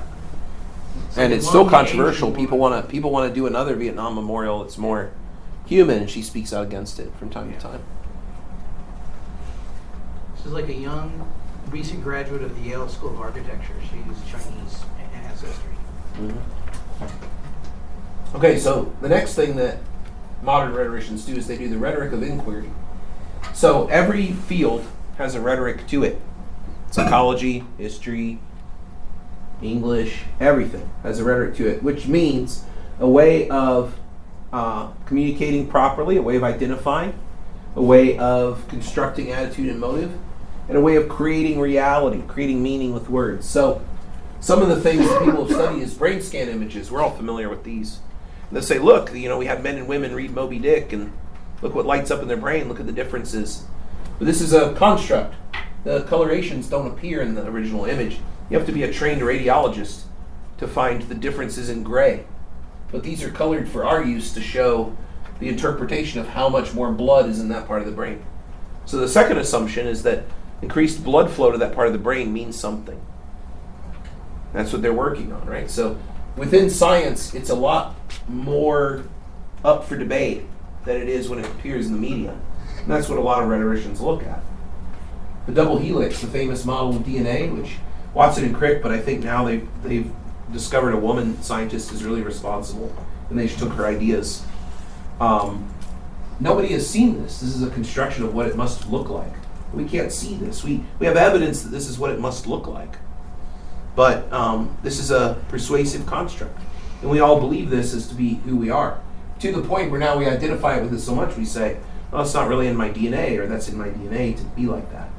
Or math isn't in my DNA. We use it as a trope now, as a persuasive thing. We believe it so hard. Is Copernicus talking with somebody angry from the church about scientific revolutions. That's something people study is when does a big field change its mind? And in history, they graph this themselves called historiography. If you're a history major, you'll have to take a course on historiography. That's the history of how history was done and the problems with it. But they teach it progressively. Rhetoricians come in and say, that's a construction and creation that sort of makes history look good. So rhetoric of inquiry is a very popular movement. You know what that brain scan reminds me of is that map, that satellite map of the Finger Lakes I showed you. Oh, yeah. Yeah.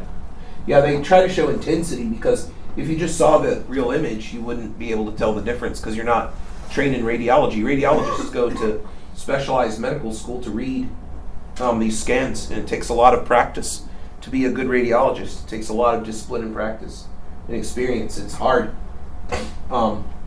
That's why if you ever have an ultrasound or a scan, the person doing it isn't allowed to tell you anything that they see because they're not trained. They're like, what does it look like in there? Like, I can't say. The radiologist has to look at it because they're the ones who are trained in the judgment of how to read it.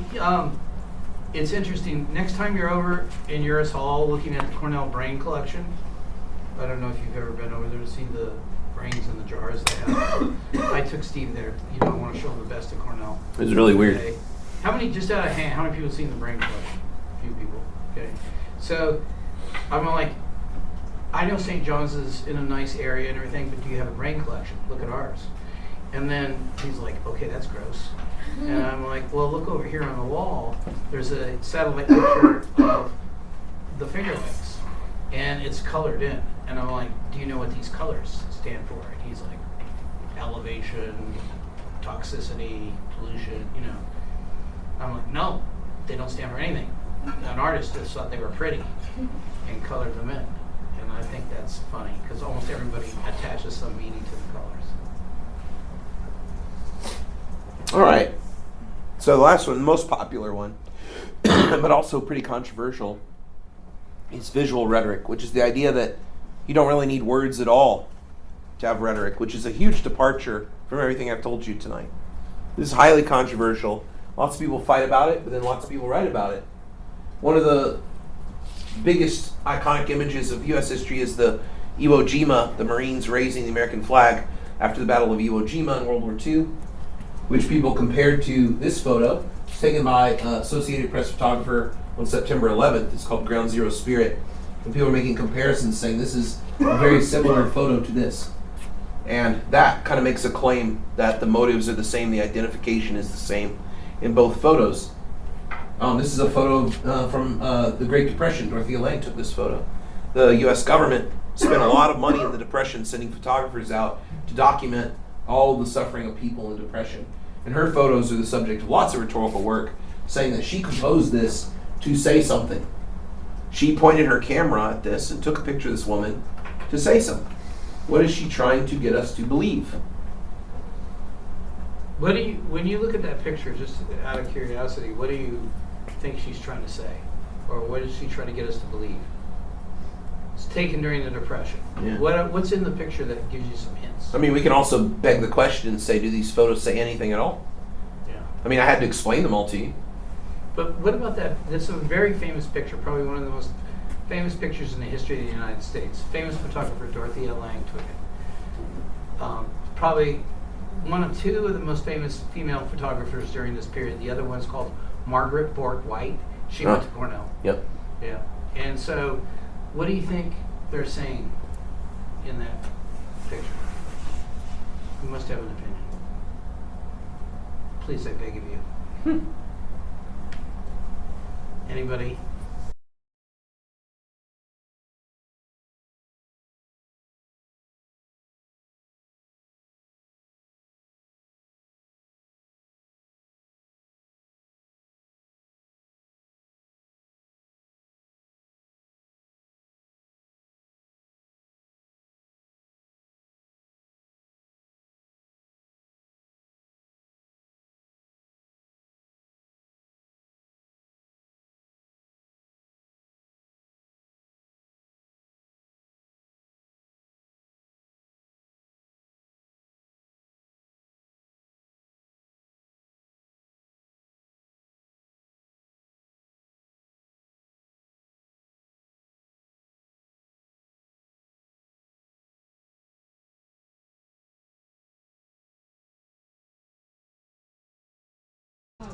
I mean, I guess you just made me think that like the depression has made people feel kind of like hopeless or down because when I look at it and I see like the woman's face, she's not staring at the camera, she's kind of like staring off in the distance, and she kind of has this like frown and just kind of looks like she's somewhere else, even though her children are She by looks her. damn depressed, right? Not going well for her. Yeah, and she's got a baby, and she lives in a tent. Anything else? I mean, it just seems like she's trying to encapsulate the direct byproducts of the Depression era as a whole, like Yeah. a single family. Just But it's just an image. I mean, how can she encapsulate the depression in that image? well, I mean, she encapsulates the emotional like turmoil that that is induced during that time, as well as the poverty that people. What if that woman looks like that all the time? What if they're on a camping trip in some luxurious place? We don't know, right? Be on our way to like, I mean, we're Probably not, Sam.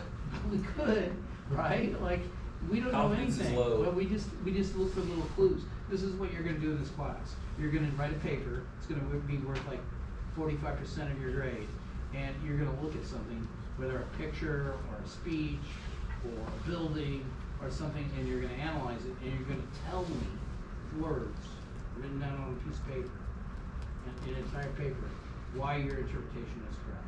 Well, the critique against visual rhetoric is people say in order to have rhetoric, you need a proposition. These are non-propositional.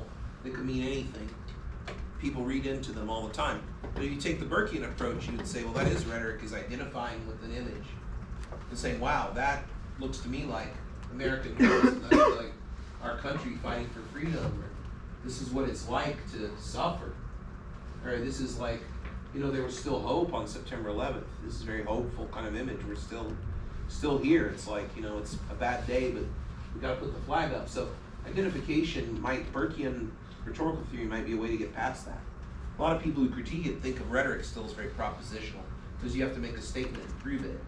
But I think in the 20th century, Burke and others kind of eroded that quite a bit. And Black too, saying like, if you look for reasons and logic, you're missing how this works. You're missing the worst of us. The people who just say, I know that you're good people, I know you're out here to do good, and that's what we're gonna do. Leave it open, and then people storm a building, or, you know, worse, right? And also, words are symbols, but so are images. Yeah, you can go that way too. Yeah. You go the semiotic way. All right, so from this to contemporary country music. And we'll look at something that I was looking at that I thought was kind of interesting. So this is modern country music star, Jason Aldean. Anybody know Jason Aldean?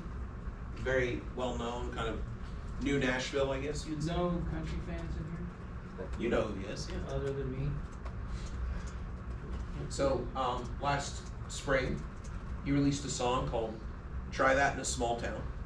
The song was a huge hit, went very great. Then they released the music video for it. Within 2 weeks of the music video being released, country music television banned it.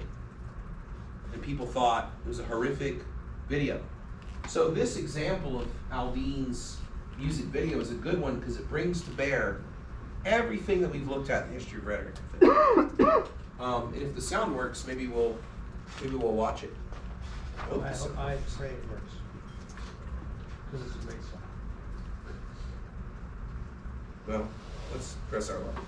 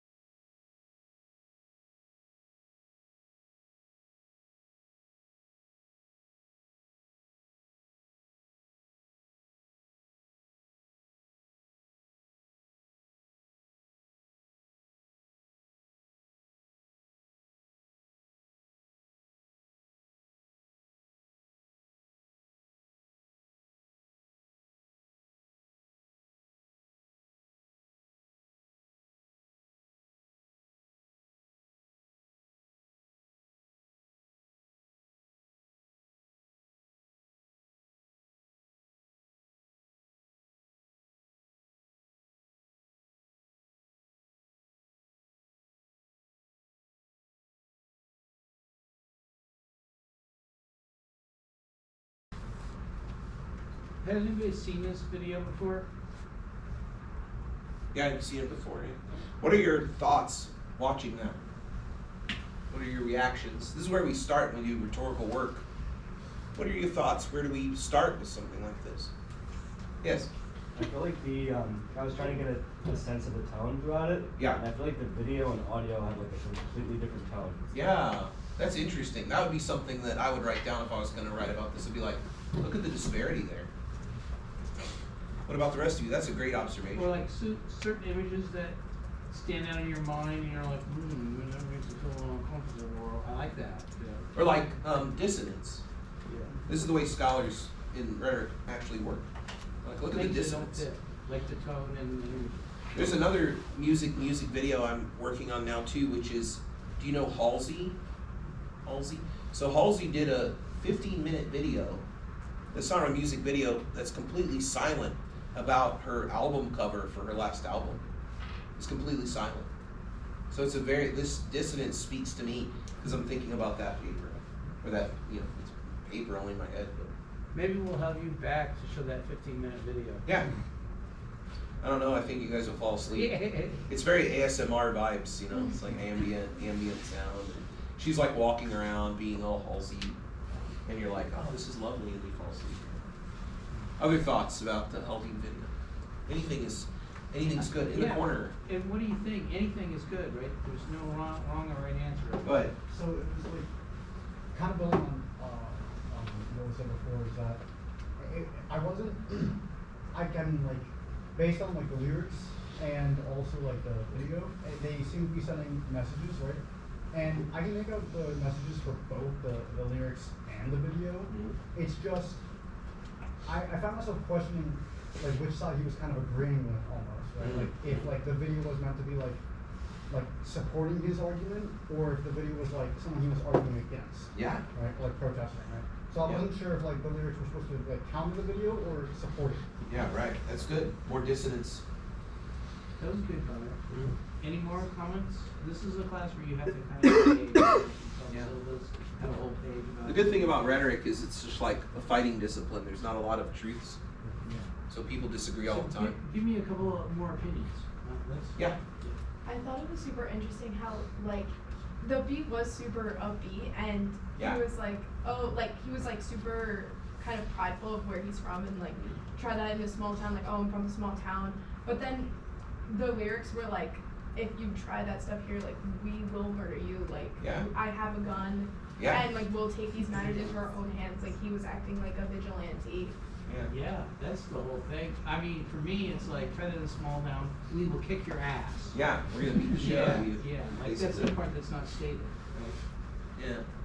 My favorite image in the whole thing is, it's like, it's kind of like pro-rural America, right? Like you try that, we wouldn't get away with it. There's images of like cities where like they're rioting, some crazy anarchist is like kicking off the police and they're rioting and fires and all this, and you're like, try that in a small town.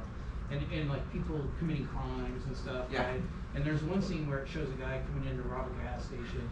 You see this all the time on YouTube, and then like some random trucker guy with a hat grabs him and throws him down. Just knocks him out. He knocks him out. Rough justice, right there on the spot.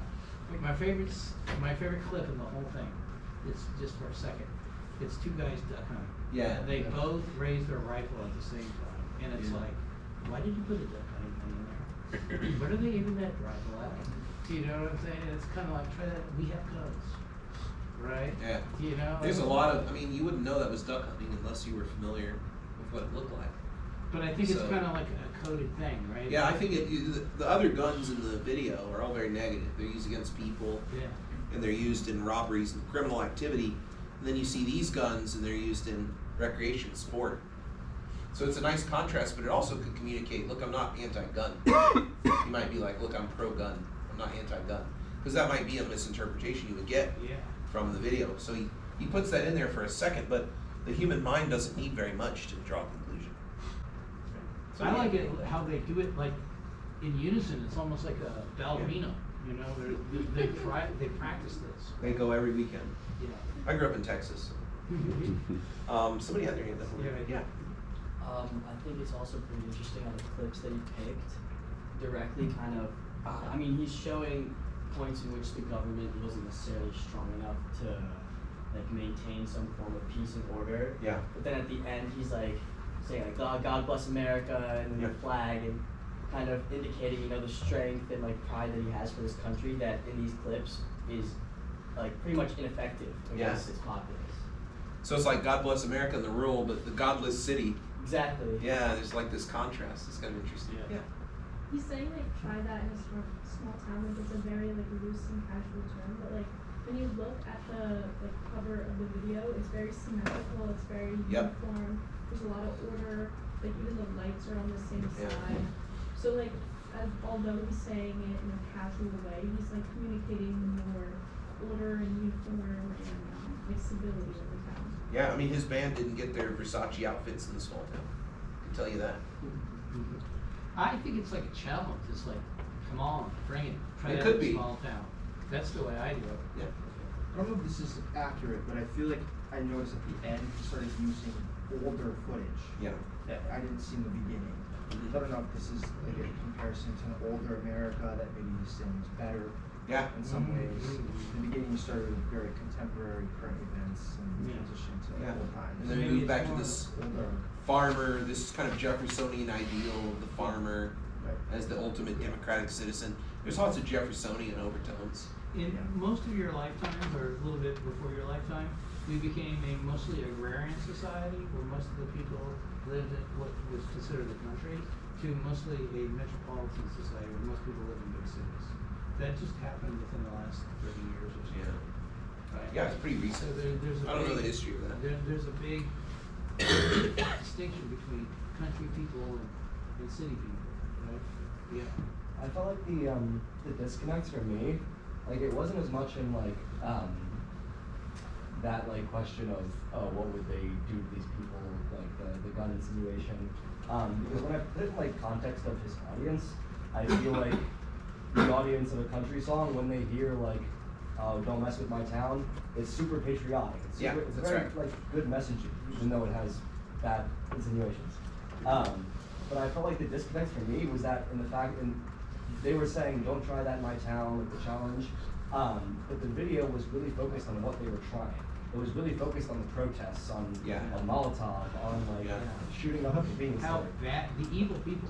It was, Yeah. and that's just not something that I feel like that audience would relate with, would want to see. It's not something. That's where I felt like that was. But I think they'd be horrified. The audience would be like, look at that young girl flipping off all those police officers when they're trying to like get order and stuff like that. Yeah, it's not like a. It's interesting. One of the things about rhetoric that, from a rhetorician's point of view, it's interesting that those clips could be on any news program. That could be the nightly news, but they also hit you as very unique and sharp. So they're common and unique at the same time. They're expertly curated to get that feeling. That's how I feel watching it. It's like, wow, you know, this could be the nightly news. We see these protests all the time.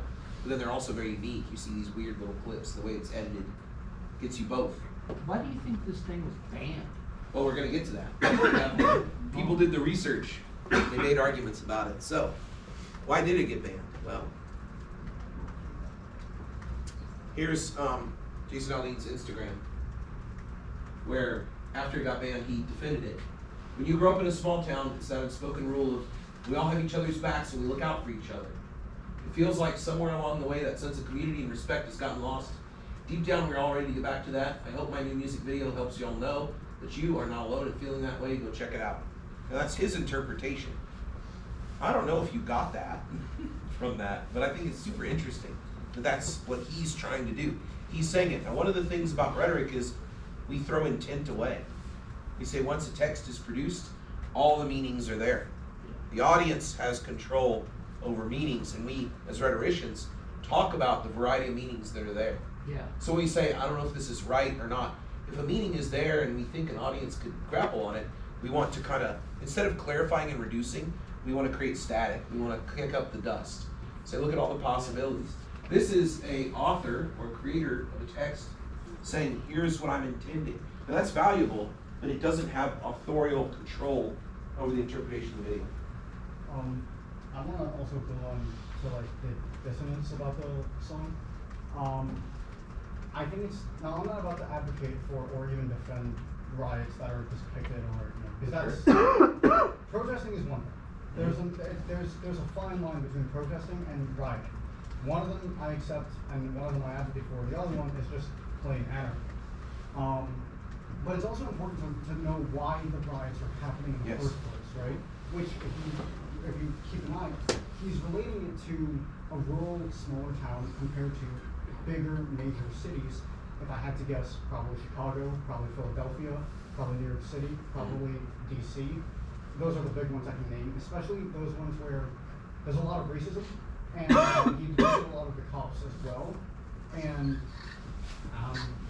judging that the song is very recent too, it's very, very clear that these riots and protests you don't even need to have a visual for. You can probably relate them to BLM protests that turned into riots, LGBTQ plus protests that turned into riots, which the rioting is not okay, but it's also happening in cities where those violations of those rights are also common.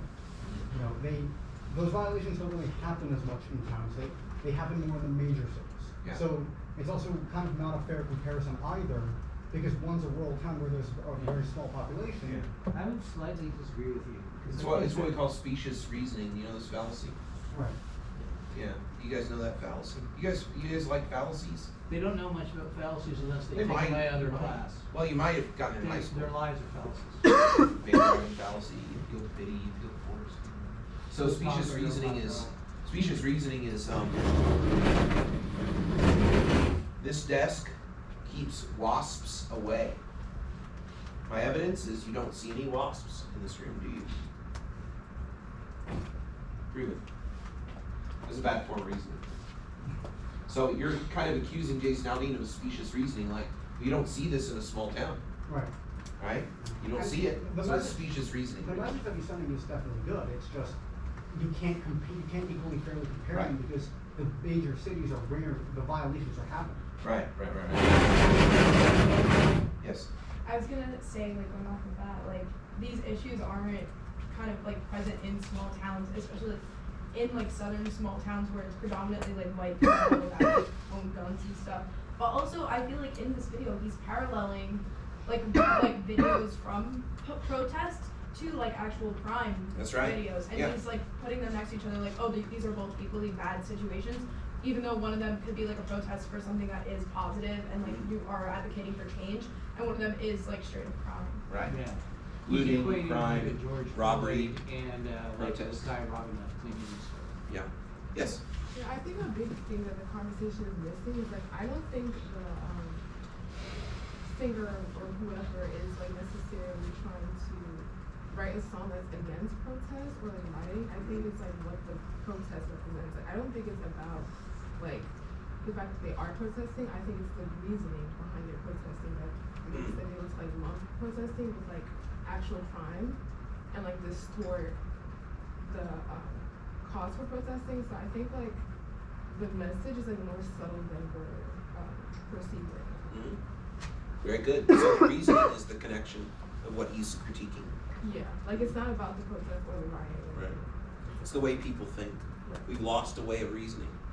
Yeah, I think that's also further expressed in the fact that like he is picking up on like what is perhaps at face value a problem. Like people tend to react negatively towards violence towards anyone and what have you, but he is like picking one problem amongst many, and perhaps even downplaying some problems that affect small towns, the South, rural poverty, that sort of thing. And so to choose one that is a problem that is like so connected to like race relations in our country, that sort of thing, I think there is definitely more coded messaging in that than just saying like here's a lot problem of coded that's messaging. bad. You can get into that with the rhetorical analysis and look at like what types of bodies are shown in what kinds of scenes, what color are these people, what race, all these things matter. Yeah, and on that note of coded messaging, so to speak, I thought it was interesting how the writers and the singer had used the use of fighting in context of certain parts of the song. So in parts of the song where it almost seemed like it was supporting this concept of fighting, or it wasn't supporting this concept of fighting, it was pictures of anarchists and specific people that took advantage of protest situations to cause harm.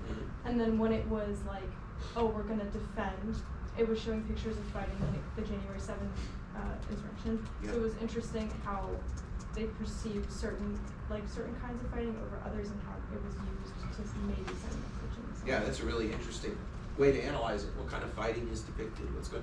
Yeah, this is all very good.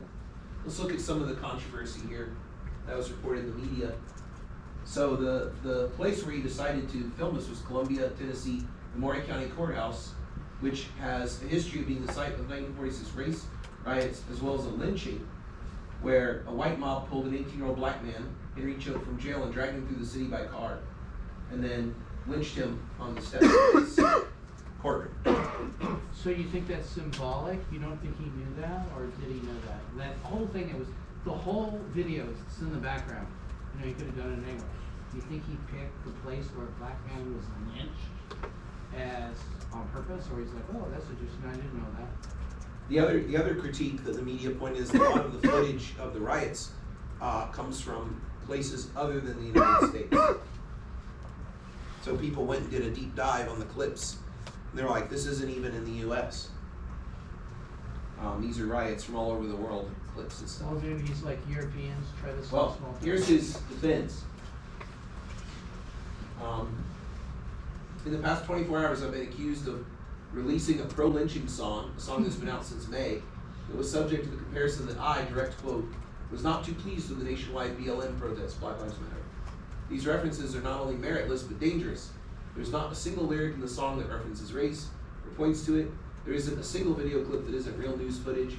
And while I can try and respect others to have their own interpretation of a song with music, this one goes too far. And then he talks about, again, the same defense. Try That Small Town for me refers to the feeling of a community that growing up where we took care of our neighbors regardless of differences of background and belief, because they were our neighbors, and that was above any differences.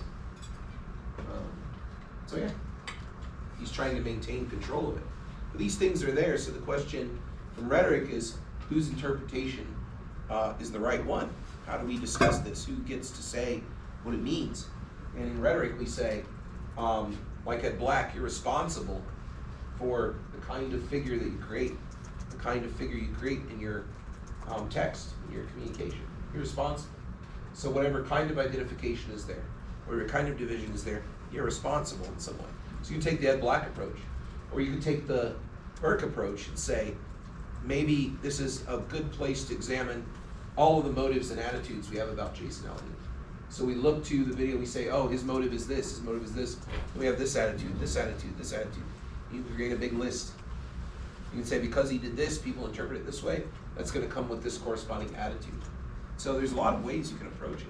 I think it's like a genre. How many people have seen these movies or these television shows where, like, you know, the person is from out of town, they go into the small town and they're like pulled over for no good reason, and they're like, what are you doing in our town? You know, and you're like, just traveling through, officer, and they're like, I don't like your attitude, right? And it's like, we don't like you outsiders, you know, coming into our small town with your big city ways. Yeah. And I that's kind of like, it's like one of those terrible movies where the person next thing you know, he's like squealing like a pig or something. Yeah, I think that Aldean's defense is an interesting one, because when you look at some of the lyrics and don't look at the video at all, it raises questions about this being a song about neighborly community, where he's advocating killing federal agents, things like this. So, I don't know. I don't Maybe think you grew up in a there was different single town. lyric about killing federal agents. Well, he has this one lyric. He says, I have a gun that my grandpa gave me. One day, I heard one day they're going to round up. Well, that shit might fly in the city. Good luck. Right. So this, like, very full-throated defense of the Second Amendment, something we have to continue. I wonder why he doesn't speak about that. And then he didn't address the footage. He said it's all real news clips, but I guess you could say it's a global problem. You could give him benefit of the doubt. But choosing that courthouse, he doesn't explain why. It's his hometown, I guess, Columbia, Tennessee, but he picked it probably because of how it looks. But I wonder if he's responsible for the way some members of that community see that courthouse. What about What about the news clips of the hunters? Oh, yeah, that's That it, couldn't yeah. have been a news story.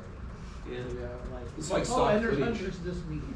I feel like I could go to like any video editing program for free and find that clip. You know, it's like Yeah. stock footage. You know, like you know. All right, so we're coming to the end of the night. 3 different ways that rhetoric has been done and is done. So then I'll go back to the beginning. What is rhetoric? How would you define it? How would you think about it now you've heard all this, and we even did a little mini rhetorical analysis, rhetorical criticism. By the way, you now are experts in rhetoric on this campus. Oh, that's Place true. That Cornell School of Rhetoric started, the most famous school of rhetoric, right? Where it all started, Wilcox. This is the last class taught in rhetoric on this campus. This is the last vestiges of the great school. Well, you might have some compositionists in your composition department. We Like a saw- writing center, they teach writing, freshman composition. Yeah, They but might call don't- themselves they don't rhetoricians, talk but they about wouldn't. Wilcox, they don't talk No, about they wouldn't rhetoric. be from Wilhelm's trajectory. Yeah, they don't, they're not, there's no connection. This is the only class that uses the word rhetoric. So, in the title. So, you know more about rhetoric than almost anybody walking around on this campus. Someone could stop you and say, what is rhetoric? What would you tell them? Oh yeah, that's a great way to think about it. But you can also ask me questions if there's something that isn't clear and you want to know more about. Just talk. Yeah. Out loud. You can ask me, or we can talk more about the Yeah. video. Anything you want to do. Engage. We can watch the Halsey video. I'm just kidding. I could be here Yeah, all 5 night, minutes. all morning. I don't know. Every time I Doors are watch the Aldine video, I see something new that makes me think Don't about it. make me grab your mouth. But I think I'll probably write the Halsey paper first, just because it's more interesting to me. Because who makes a music video that's completely silent, no music, no speaking, and it's about an album cover. And she's walking around the Metropolitan Museum of Art in New York City, looking at paintings, and then looking at us, and then looking at paintings. So this idea of watching somebody watch, and then somebody looking at you looking, is what Sigmund Freud called scopophilia, the love of seeing and being seen, completion of the drive. I think Halsey's taking advantage of that. It's pleasurable to see and be seen. People are scopophiliacs. They can be. We all have some joy in witnessing something or watching someone do something without them seeing us. But then also when we watch somebody do something and they're seeing us, this is a different kind of pleasure. So We're getting a pleasure from them watching us, watching them. yeah. But I mean, it just depends on if you think Freud is valid, which is a big debate and not clear. Anybody have anything else they want to add, or we can just let you go? You 6 scopophiliacs. All right, you can hang around and talk to Steve. Yeah, you can ask me questions. I'm not leaving you this sentence. I'm not supposed to sleep in this room. Yeah. Okay. No expense spared.